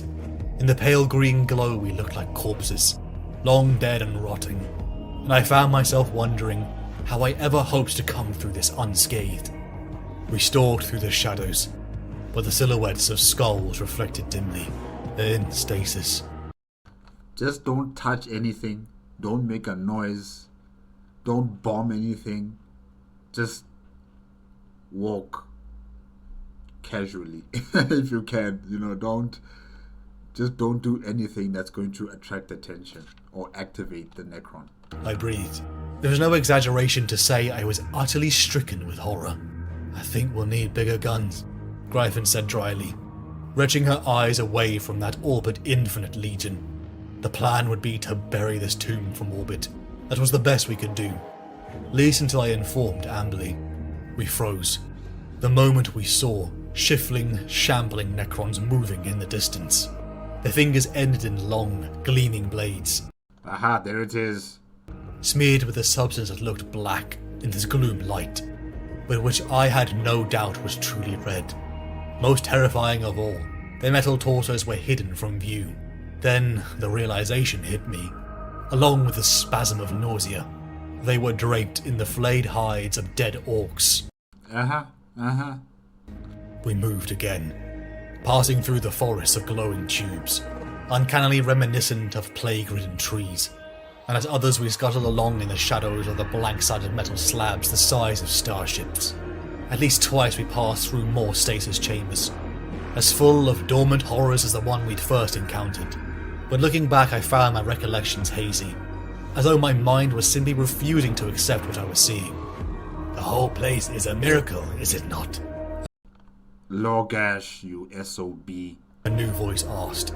I whirled, bringing up my las pistol and froze an instant away from pulling the trigger. The speaker sounded vaguely familiar. It's Logash. And after a moment later I caught sight of a human figure. Oh, praise the Omnissiah. Man, the Omnissiah doesn't want this. You idiot. Whose bounty has been revealed to the worthy, despite the worst efforts of the unbeliever. Logash, Shut up. I said, not quite sure if he'd gone balmy or not. We thought you were dead. But he wasn't. Worse luck. The treacherous little weasel had given us the slip in the snowstorm, and come scuttling back here as fast as he could. I admit I felt like shooting him, but the sound would have woken up the silent death around us. The Holy Guardians failed to notice me, as I would expect given my unworthiness, he said. There are mysteries here far beyond my abilities to fathom, but no doubt those of greater wisdom can commune with the machine spirit of this wondrous place. They would die, just like you idiot.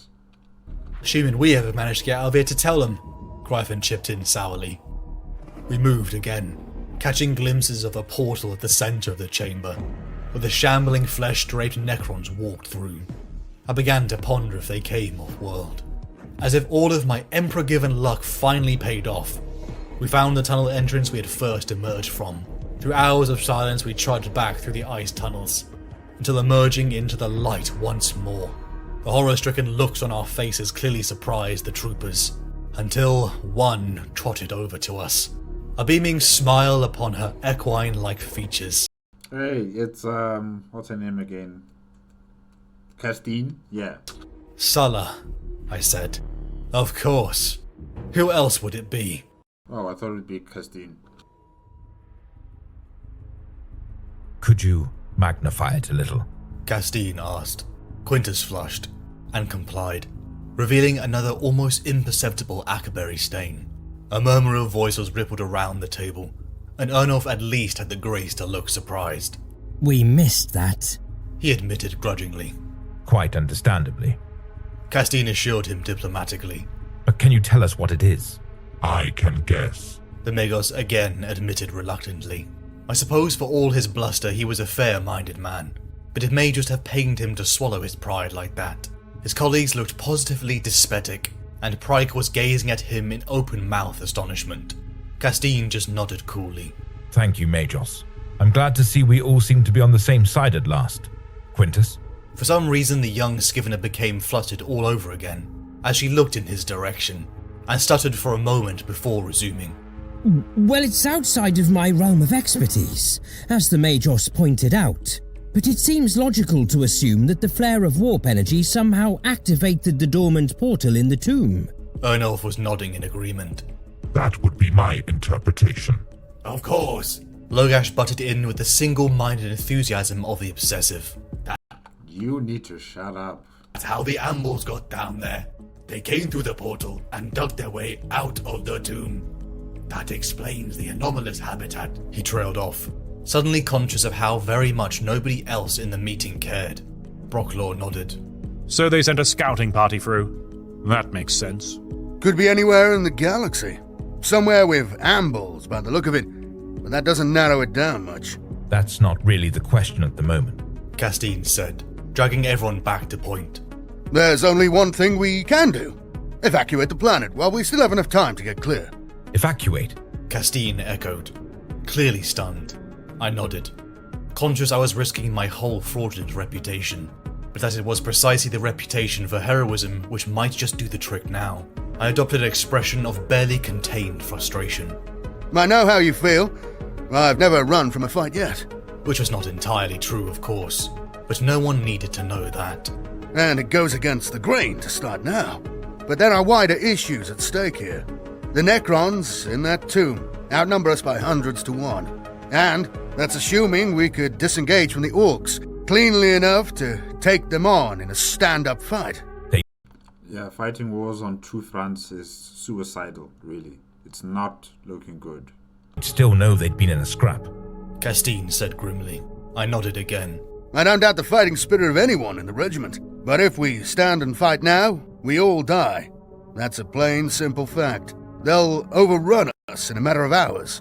More like minutes, if the ones I had seen before were anything to go by. But if I told her that, she'd never believe me. And that's just the start. The portal.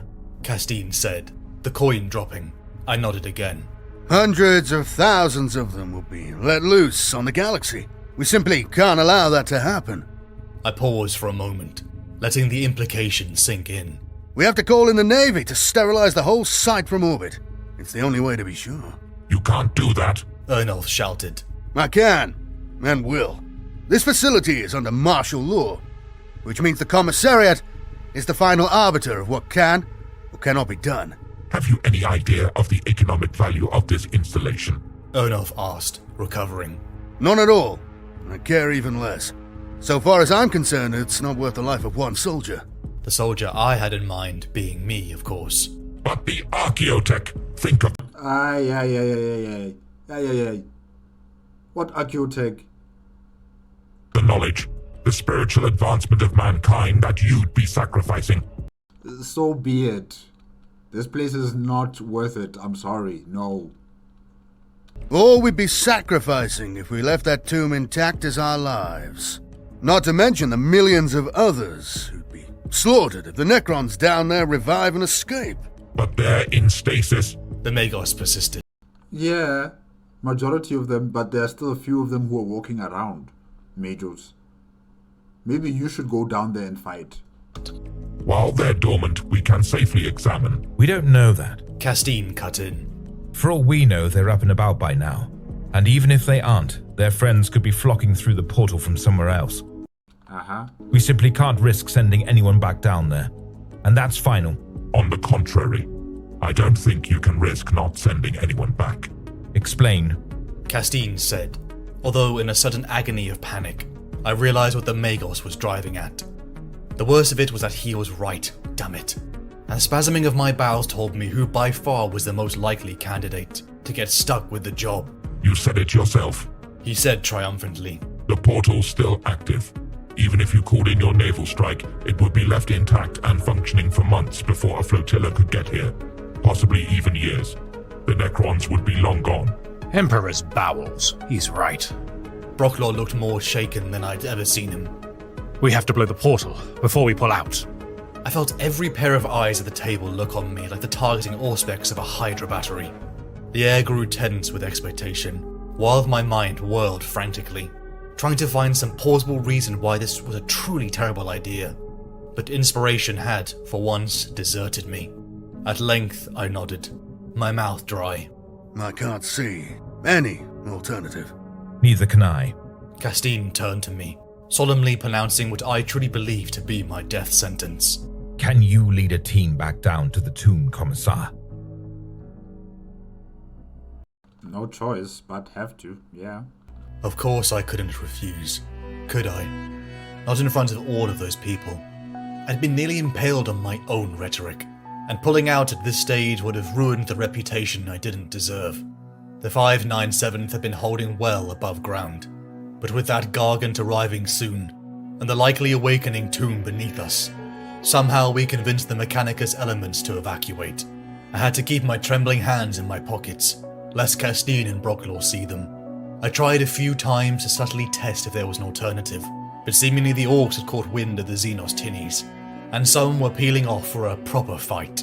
Detections of portal use told us that the Necrons fighting were coming from another tomb rather than the one below us, and that meant there was still time to send down the hero of the Imperium to seal it during the evacuation. I'm not going to lie to you, I said. Our chances of coming back from this assignment are practically non-existent, but it is also no exaggeration to say that the lives of everyone on this planet, not to mention the uncountable others, hang on whether we succeed or not. I flickered my eyes along the impassive faces in front of me. Not one of them blinked. I think you're the best team for the job, which is why I asked for you. But I'll only take willing volunteers. If anyone wants to pull out, you have my word. There won't be any disciplinary action taken, or a word about it on any of your records.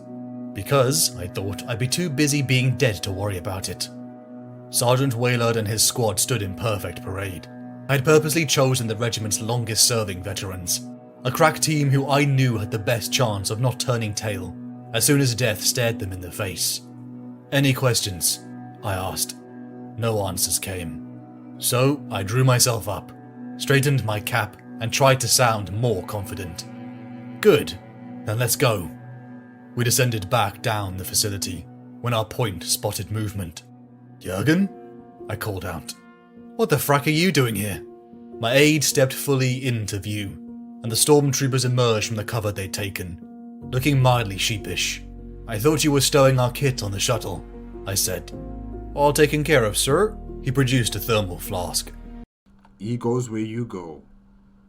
I thought you might like a bit of tea for later, and a sandwich. He burrowed in one of his pockets for a moment. It's in there somewhere. I see, I said, silencing the barely audible snickering from a couple of the stormtroopers behind me with a quick glance before turning back to Jurgen again. And the melter?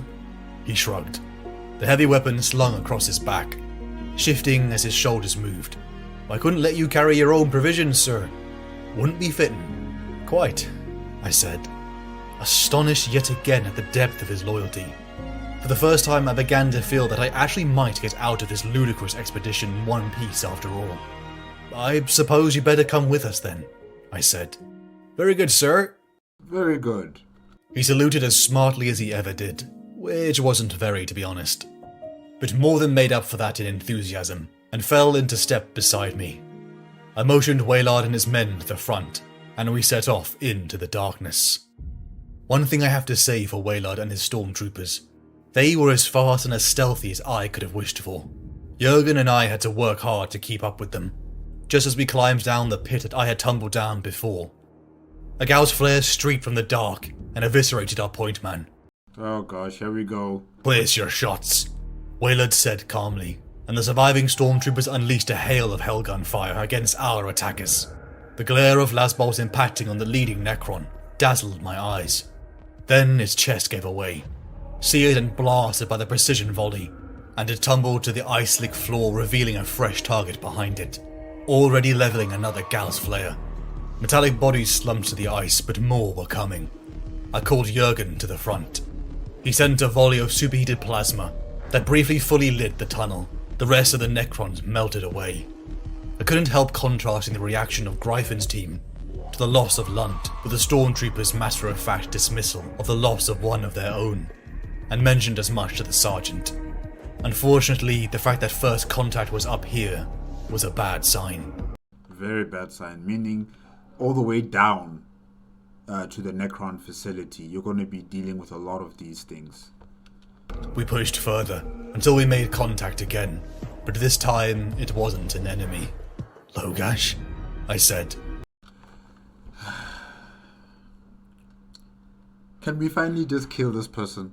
Can we finally just put an end to this person? The young Tep priest must have recognized my voice, because he turned and looked up, though his metal eyes made any expression hard to read. A sense of recognition began to surface, through the expression of stark terror flushing his face. "Commissar Cain." His voice trembled, wavering in pitch like a boy in early adolescence. If he wasn't bonkers before, I thought, he certainly was now. "You were right. We were unworthy to tread paths on the sacred mysteries of the Omnissiah." Duh. He muttered incoherently. To the surprise of no one, Logash had given back his findings to Magos Ernolf in secret, defying the evacuation orders in the name of the sacred tech.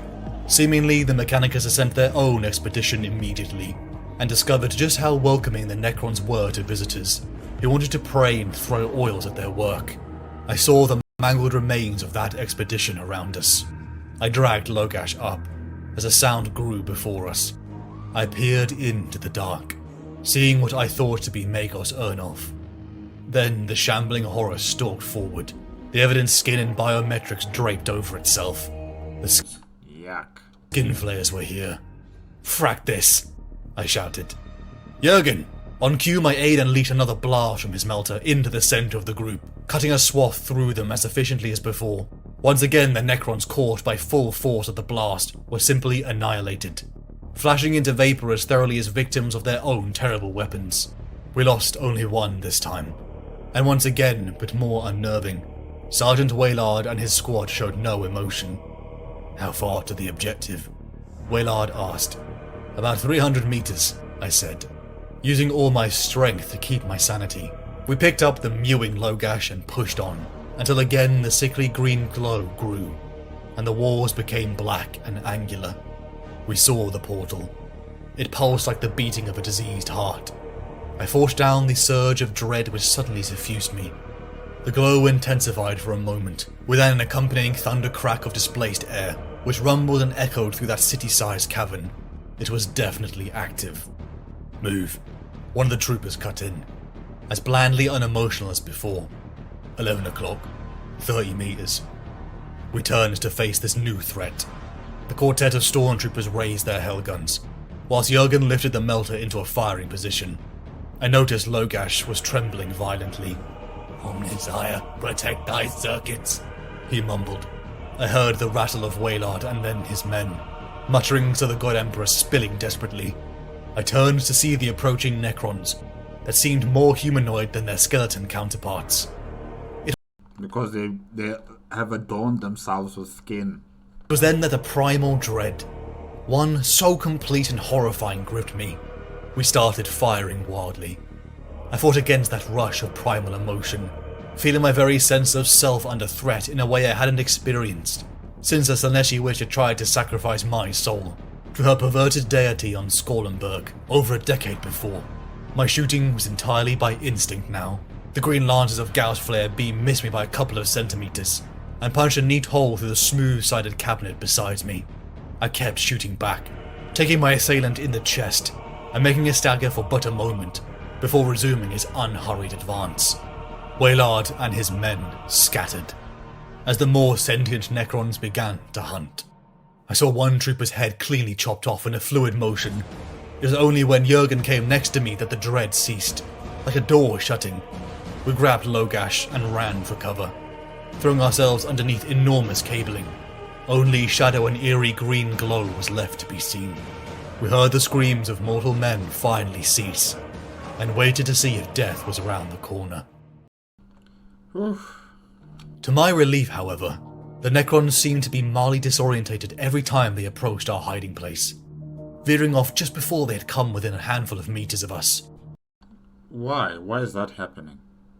I mean, I don't think Jurgen is having any effect on them as a blank. I don't think so, right? A deliverance I could only attribute to Jurgen's particular qualities. Seriously? Huh. At length, when everything seemed to go quiet again, I decided it was time to move. The evacuation must be well underway by now, and I meant to be on a shuttle and safe aboard the Pure of Heart before anything had a chance to go wrong. What about the portal, sir? Jurgen wondered aloud. I shrugged. Nothing we can do about it now. Which was actually true, as the stormtroopers had been carrying the melter charges, which were the only things that might have stood some chance in destroying the portal, and they had been vaporized along with the soldiers. We made for the surface, hoping the evacuation would be done by the time the nightmare rose from the tunnels. Fizzling streams of green energy finally caught up to us, as I, Jurgen, and unfortunately, Logash scrambled back through the ice tunnels, Jurgen periodically sending back blasts of melter towards the ever-closing horde of skeletons. We were about to be overrun, when Jurgen grabbed me and pulled me within a crevasse, off to the side. We sat in the dark and silence, as we heard the metallic tread grow and then leave. Praise the Omnissiah for Oh, shut up, Logash. our deliverance, Logash began, and I hushed him quickly. Any idea where this goes? It wasn't on the chart I'd seen before, but that was hardly surprising, showing as it did every sign of being a natural fault rather than being dug. Logash pondered a moment. It seems to be bearing towards the main processing area, he said at last. We crawled for an hour in the freezing cold tunnel until Logash stopped. Dead end, he said. I could have throttled him, but unfortunately Jurgen was in the way. I shook my head, unwilling to believe it. It can't be. The words were a reflex denial, but as I said them I was sure that I was right.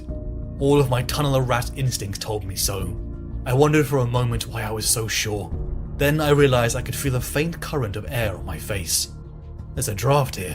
What the hell's that? I asked. Logash thumped with his hand, producing the unmistakable dull thud of thick metal. One of the main evacuation pipes, he said. Runs up to the processing plant on the surface. And what's in it at the moment? I asked. An idea so audacious struck me. Nothing now. The plant's shutting down. His voice trailed off, as he evidently came to the same conclusion I had. I reached out an arm towards him, past my aide. Can you get behind Jurgen? I asked. I can try, he replied gleefully. A blast of Jurgen's melter got us in. Finding handholds for repair works, we started to climb. After a while, I became aware of a faint serration in my ear, and realized that my combeat had come within range of the regimental voxnet. We were closer to the surface than I'd realized, and a flood of relief almost knocked the breath from my lungs. If someone was still here, I wasn't too late to get on a shuttle out. My vox restored, and I immediately ordered barricades to the deepest levels of the facility. It might not do much, but it was better than slaughter. I had no doubt by now the whole tomb was close to awakening. Jurgen, I, and Logash punched out into the main facility. It was then that Logash gave me the best news of the day. We were close to the command shrine of the facility, and thus the opportunity for me to be even further from death was a welcome one. We approached the shrine door. I'm not sure I should open it, the tech priest said, eyeing Jurgen and myself with a speculative expression on his face. Just do it. This is a holy place. Only ordained and sanctified personnel are permitted beyond this point. Fine, I said. We're on a mission for the Emperor. Can't get much holier than that, right? Logash looked confused. That would be an ecumenical matter, he said. There's no time for debating, just open. I'm not sure I'm qualified to judge. Don't worry, I am, I said. Now are you going to open the fracking door, or will Brother Jurgen do it? My aide stepped forward, raising the melter, and Logash hit the activation rune with almost indecent haste. Try not to touch anything, Logash warned, brushing past Jurgen, who was already making the sign of the Aquila, his jaw even slacker than usual. Can you see the whole mine from here? I asked. He nodded. The display came alive before me, and the picture I started to build up was grim, to say the least. It didn't take me long to establish that the lower levels were crawling with Necrons, hundreds at least, and that they were systematically combing the tunnels, moving ever higher as they went. I voxed Castine. By my estimate, we've got about half an hour before they reach the surface, if we're lucky, I said.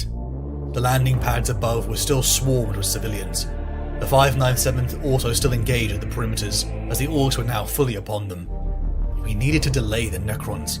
It was then that an idea came to me, one that made me almost giddy with excitement as I darted over to Logash. How much is in the tanks at the moment? I asked. Roughly 8 million liters, he said. Since the tankers can't land with the Orcs, it's built up rather, but still within acceptable safety parameters, I assure you. I was rather So what, are you gonna set it alight? hoping it was unsafe, I said. And if he had any eyebrows, I'm sure he would have raised them at that point. I pointed to the tangle of pipework around the storage tanks. Do any of those pipes connect directly to the mine? I asked. Not directly, no. He looked at me quizzically. Why do you ask? Because if we could dump all that liquid down the shaft, it should really give the Necrons something to worry about, I said. A slow smile began to spread across the tech priest's face. Excellent, I said, feeling a flare of optimism returning at last. Excitement was in the stale air, as I and Jurgen watched Logash's fingers dance across the controls. Logash was near giggling as he unleashed the liquid promethium of the entire facility out. I watched on the feed as Necrons were swept away in a gushing tide, the green lenses swallowed by the dark liquid that rushed down towards their foul tomb. It would take time for the promethium to reach the portal, but it would create a rather big headache that would definitely give the Imperial Navy enough time to seal them. We rushed to the surface landing pad, Castine and Brocklaw grinning at me. Well done, Commissar. Brocklaw shook my hand firmly. I don't think anyone else could have come close to achieving what you did today. Well, the next time we run across a Necron tomb, you're welcome to try, I told him. Snow and rubble was falling around us, as Valhallans and civilians crowded for the next transport. What's the situation with the Orcs? I asked Brocklaw, but before he could respond, a titanic explosion detonated amongst the refinery buildings, reducing the main administratum block to rubble in an instant. Debris pattered down around us, mixed with chunks of ice and what looked uncountably like fragments of human tissue. Oh, ew. The shadow grew, and it was then that I noticed the Gargant had arrived. An ear-splitting amplified vox screamed "Wah!" My ears rang as the towering mass of cobbled-together buildings and tanks loomed above us. Let the Orcs and the Necrons fight amongst each other. We are out of here. The 597th turned as Castine screamed to open fire. I drew my chainsword in a futile need to fight the towering death. The Gargant lurched forward again, and impelled by panic or instinct, I finally noticed the deep gash in his leg. It was a slim chance, but "Target his left leg," I yelled, and the Chimera tank crew switched their aim, Are you guys really gonna fight? pouring a concentrated barrage of heavy bolter rounds against the single, vulnerable spot. For a moment I thought the desperate gamble would fail, but as the torrent of fire chewed away at the torn and overstressed metal, the towering Leviathan began to sway alarmingly. The damaged limb seemed to seize up entirely, then failed altogether with a crack of rending metal. Abruptly it lost equilibrium, toppling absurdly slowly at first, then faster and faster, as more of that titanic bulk neared the ground. The orcs around it scattered in panic, like ants beneath a descending boot, and a gratifying number of them failed to make it. "Finish them off," Castine ordered, and the Valhallans responded with a will, surging forward to engage the stunned survivors. After a short exchange of weapon fire, it was all over. The few remaining orcs fleeing beyond the effective range of our lasguns. Relief like nothing I'd ever felt before flooded my veins, as the last transport lifted from Sima or Kelsey. I saw a glittering tide of moving metal emerging from the mouth of the mine, more warriors than I could count, blurring into a single amorphous entity, which flowed between the buildings like floodwater toward the orcs. Yeah, like I said before, let the orcs and the Necron fight amongst each other. Then the ground cracked beneath them. The whole valley erupted in a boom as the Prometheum was ignited. A shockwave jutted the ship as a bloom of fire covered the valley and reached the upper atmosphere. I, Castine, Brooklaw, Jurgen, and Zella stared down from the command room, looking at the destruction we had wrought. Sima or Kelsey was now a problem for the Inquisition, and I knew just who to contact. The first thing Amberly You're gonna contact Amberly. Amberly, my friend, I have a problem for you. did when my message finally caught up with her was to place the whole system under inquisitorial quarantine. If there was one bright spot in this whole affair, it was that I got to spend a little free time with her. After the interminable debriefing sessions were finally over, and she finished going around every trooper in the regiment who had seen or heard anything of what we'd found on that miserable ice ball and threatened them with the wrath of the Emperor, I assured none would ever breathe a word of it again. On the last night I met her in her private accommodation. By the pile of data slates I could see she was stressed. I wandered across and massaged some of the tension from her shoulders. As the servitors set out dishes and cutlery on the dining table, she smiled as the covers came off. Hackenberry sorbet, one of my favourites. That hadn't been hard to remember, so I smiled in return. You did say you would live off the stuff if you could the last time you ordered it. So I did, she said. The smile widened as the main course came into view. What's that? She asked. Amble's steak, I said. I think they owe me that much.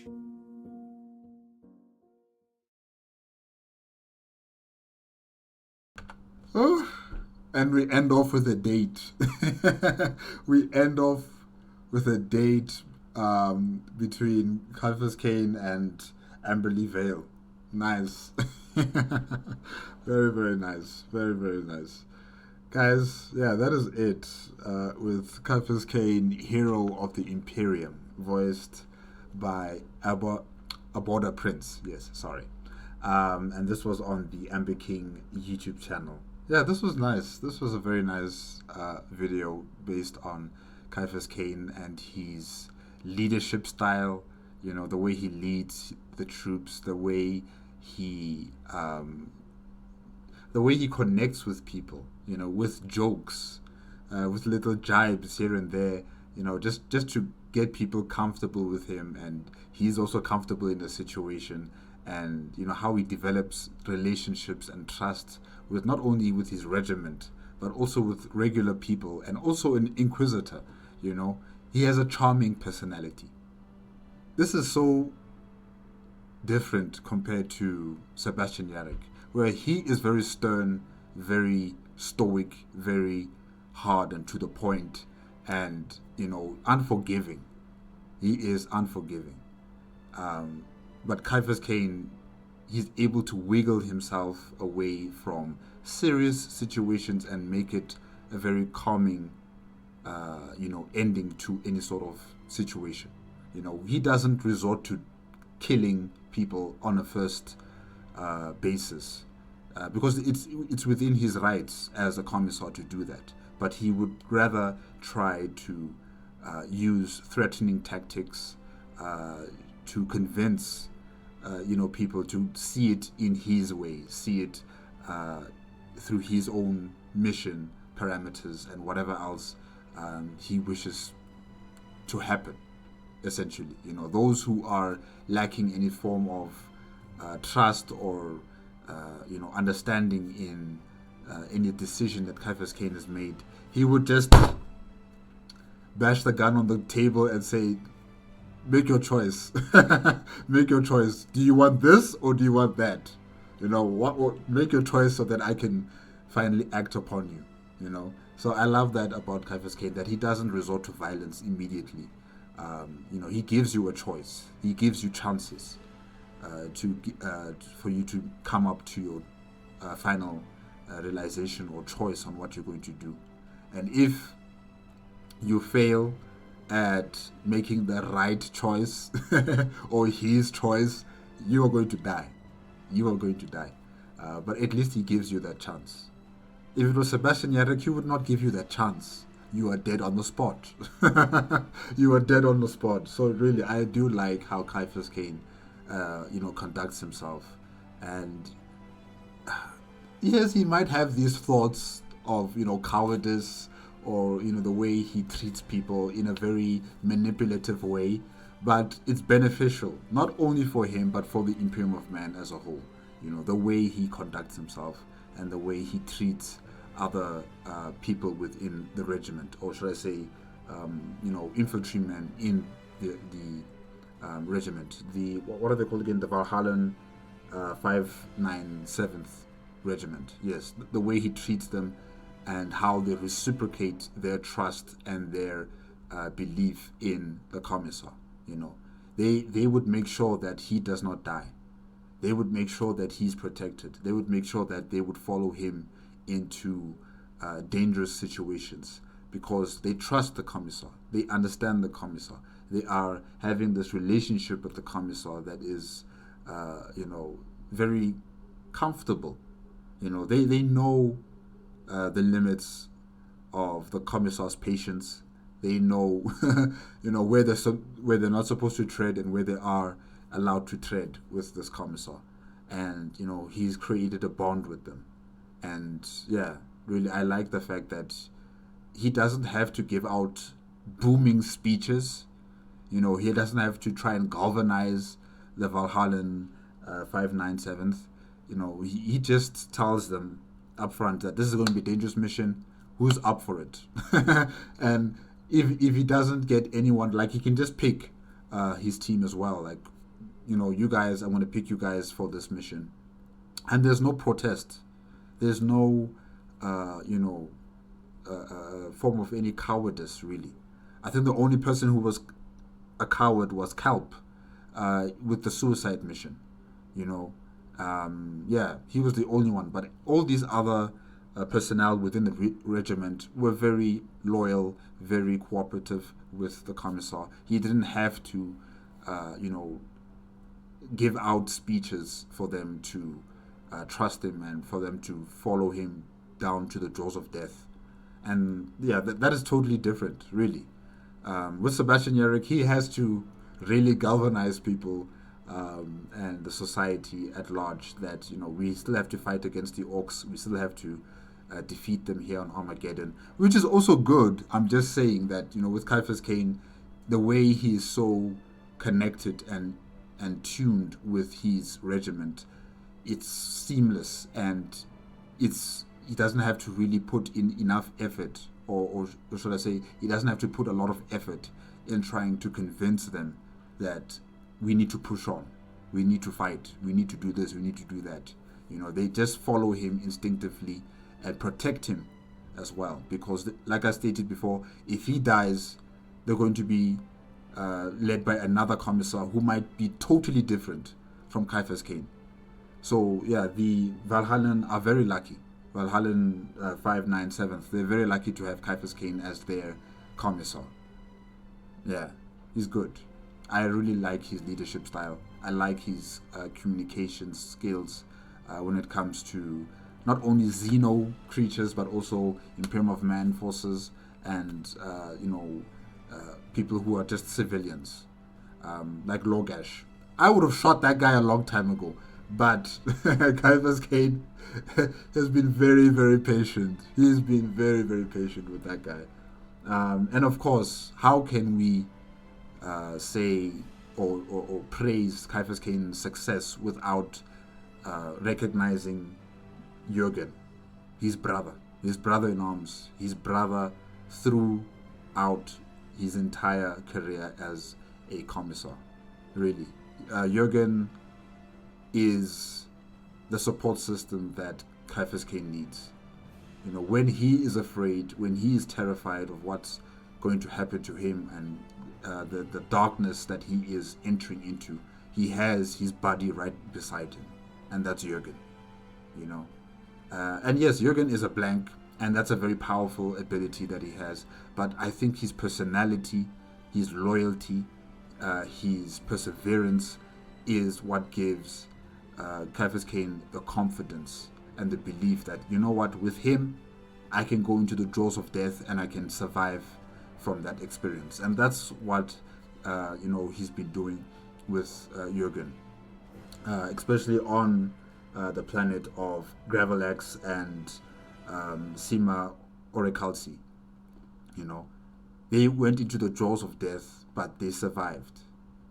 They survived, both of them. And really, we cannot only highlight CIAPHAS CAIN's successes without his brother, without his part of his soul, if I could say that, and that is Jurgen. He would not be here. He would definitely not be here. He would have died a long time ago, I think. So yeah, CIAPHAS and Jurgen, hopefully you guys are both in retirement, because I hear that CIAPHAS CAIN is in retirement. So yeah, hopefully both of them are in retirement, enjoying their retirement. And yeah, really, like I stated before, I think the Imperium of Man needs to focus on creating blank regiments. We need something like that. An Astra Militarum Force focused on blank personnel, because these individuals are extremely invaluable on the battlefield against any faction, even the Necron, which was I was quite surprised about, that even the Necron cannot detect blanks, you know, because I thought they were machines, and you know, machines are different from warp entities and living beings that use the warp as an extension of themselves. But here, the Necron are also bewildered by blanks. So yeah, I think we need more focus on a blank type of organization or army to be built by the Imperium of Man. Because like I've stated before, the Sisters of Silence are very effective, extremely effective. And we need to develop that even more. Really, it's a potent weapon against mankind's enemies. Yeah, definitely. All the different characters in the two stories, or should I say, the two stories focusing on the two planets, like on Gravelax and Sima Orichalci. Yeah, all the different characters were all contributed in their own small way. But I think the main side characters is definitely Amberly Vale. You know, she she has a very close connection with CIAPHAS CAIN. Sorry, they have a very close connection, and I don't know. Maybe one day they might, or maybe in his retirement, he does have some sort of infatuation or relationship with Amberly Vale. You know, and maybe they live happily ever after in the Imperium of Man. I don't know how that's possible, but I'm sure they have found love and they're happy together. That's what I think. I don't know. And I also like how the Astra Militarum Valhallan 597th, you know, they have these nicknames for the enemies, you know, like the Blueies, the Tau, or the Greenies, the Orcs, the Cog Boys. Well, the Cog Boys, it's the Mechanicus, and and also CIAPHAS CAIN's keen sense ability of a rat tunnel. I think that's what he was saying. That he understands mazes under the ground. How to navigate through dark, twisting tunnels. Yeah, that's a nice skill that you've developed right there, CIAPHAS CAIN. And it was definitely needed in both stories. You know, the one dealing on Gravelax in terms of the Gene Stealer cult, and here on Sima Orichalci with the ice caverns. His skill on understanding tunnels, on understanding how to navigate through tunnels, has been indispensable for him and for the team that is going with him. So yeah, his red tunnel keen senses are impeccable. And yeah, really, it was fun. It was fun knowing about this character. It was fun, understanding this character and his drive to survive. His drive to survive is also, conflicting with his duty as a commissar in the Imperium of Man. He sometimes feels very reluctant to do something, but he has to do it because of his station, because of his hero persona, because of his name as CIAPHAS CAIN, and the duty of a commissar, of course. It conflicts with his, his notion of surviving at any and all cost, which I like. I like the fact that he has this dilemma where, yes, it might seem as if he's a coward, but he is a coward that convinces himself that the only way I'm going to survive is if I do this. No matter what, the only way I'm going to survive is if I do this. The only way my reputation is going to stay intact is if I do this. So yeah, he might seem as if he's a coward, but he convinces himself otherwise, through missions. So yeah, it's really interesting to see that part of CIAPHAS CAIN as well as a commissar. And yeah, he's a unique soul. A unique soul. I just don't know if CIAPHAS CAIN can be replicated in other commissars. I don't know, because this is just him. This is his personality. This is his way of doing things, and I don't think we can write that down in a book that can be taught to future commissars. I just don't know if that's possible, really, because this is him. He's unique. And the actions that he has done on these two different worlds, really, this is something that as a commissar you have to build up in yourself. You can't be taught this.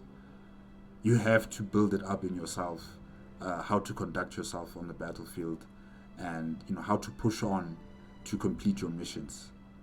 This is something that has to be built up in yourself. It can't be taught.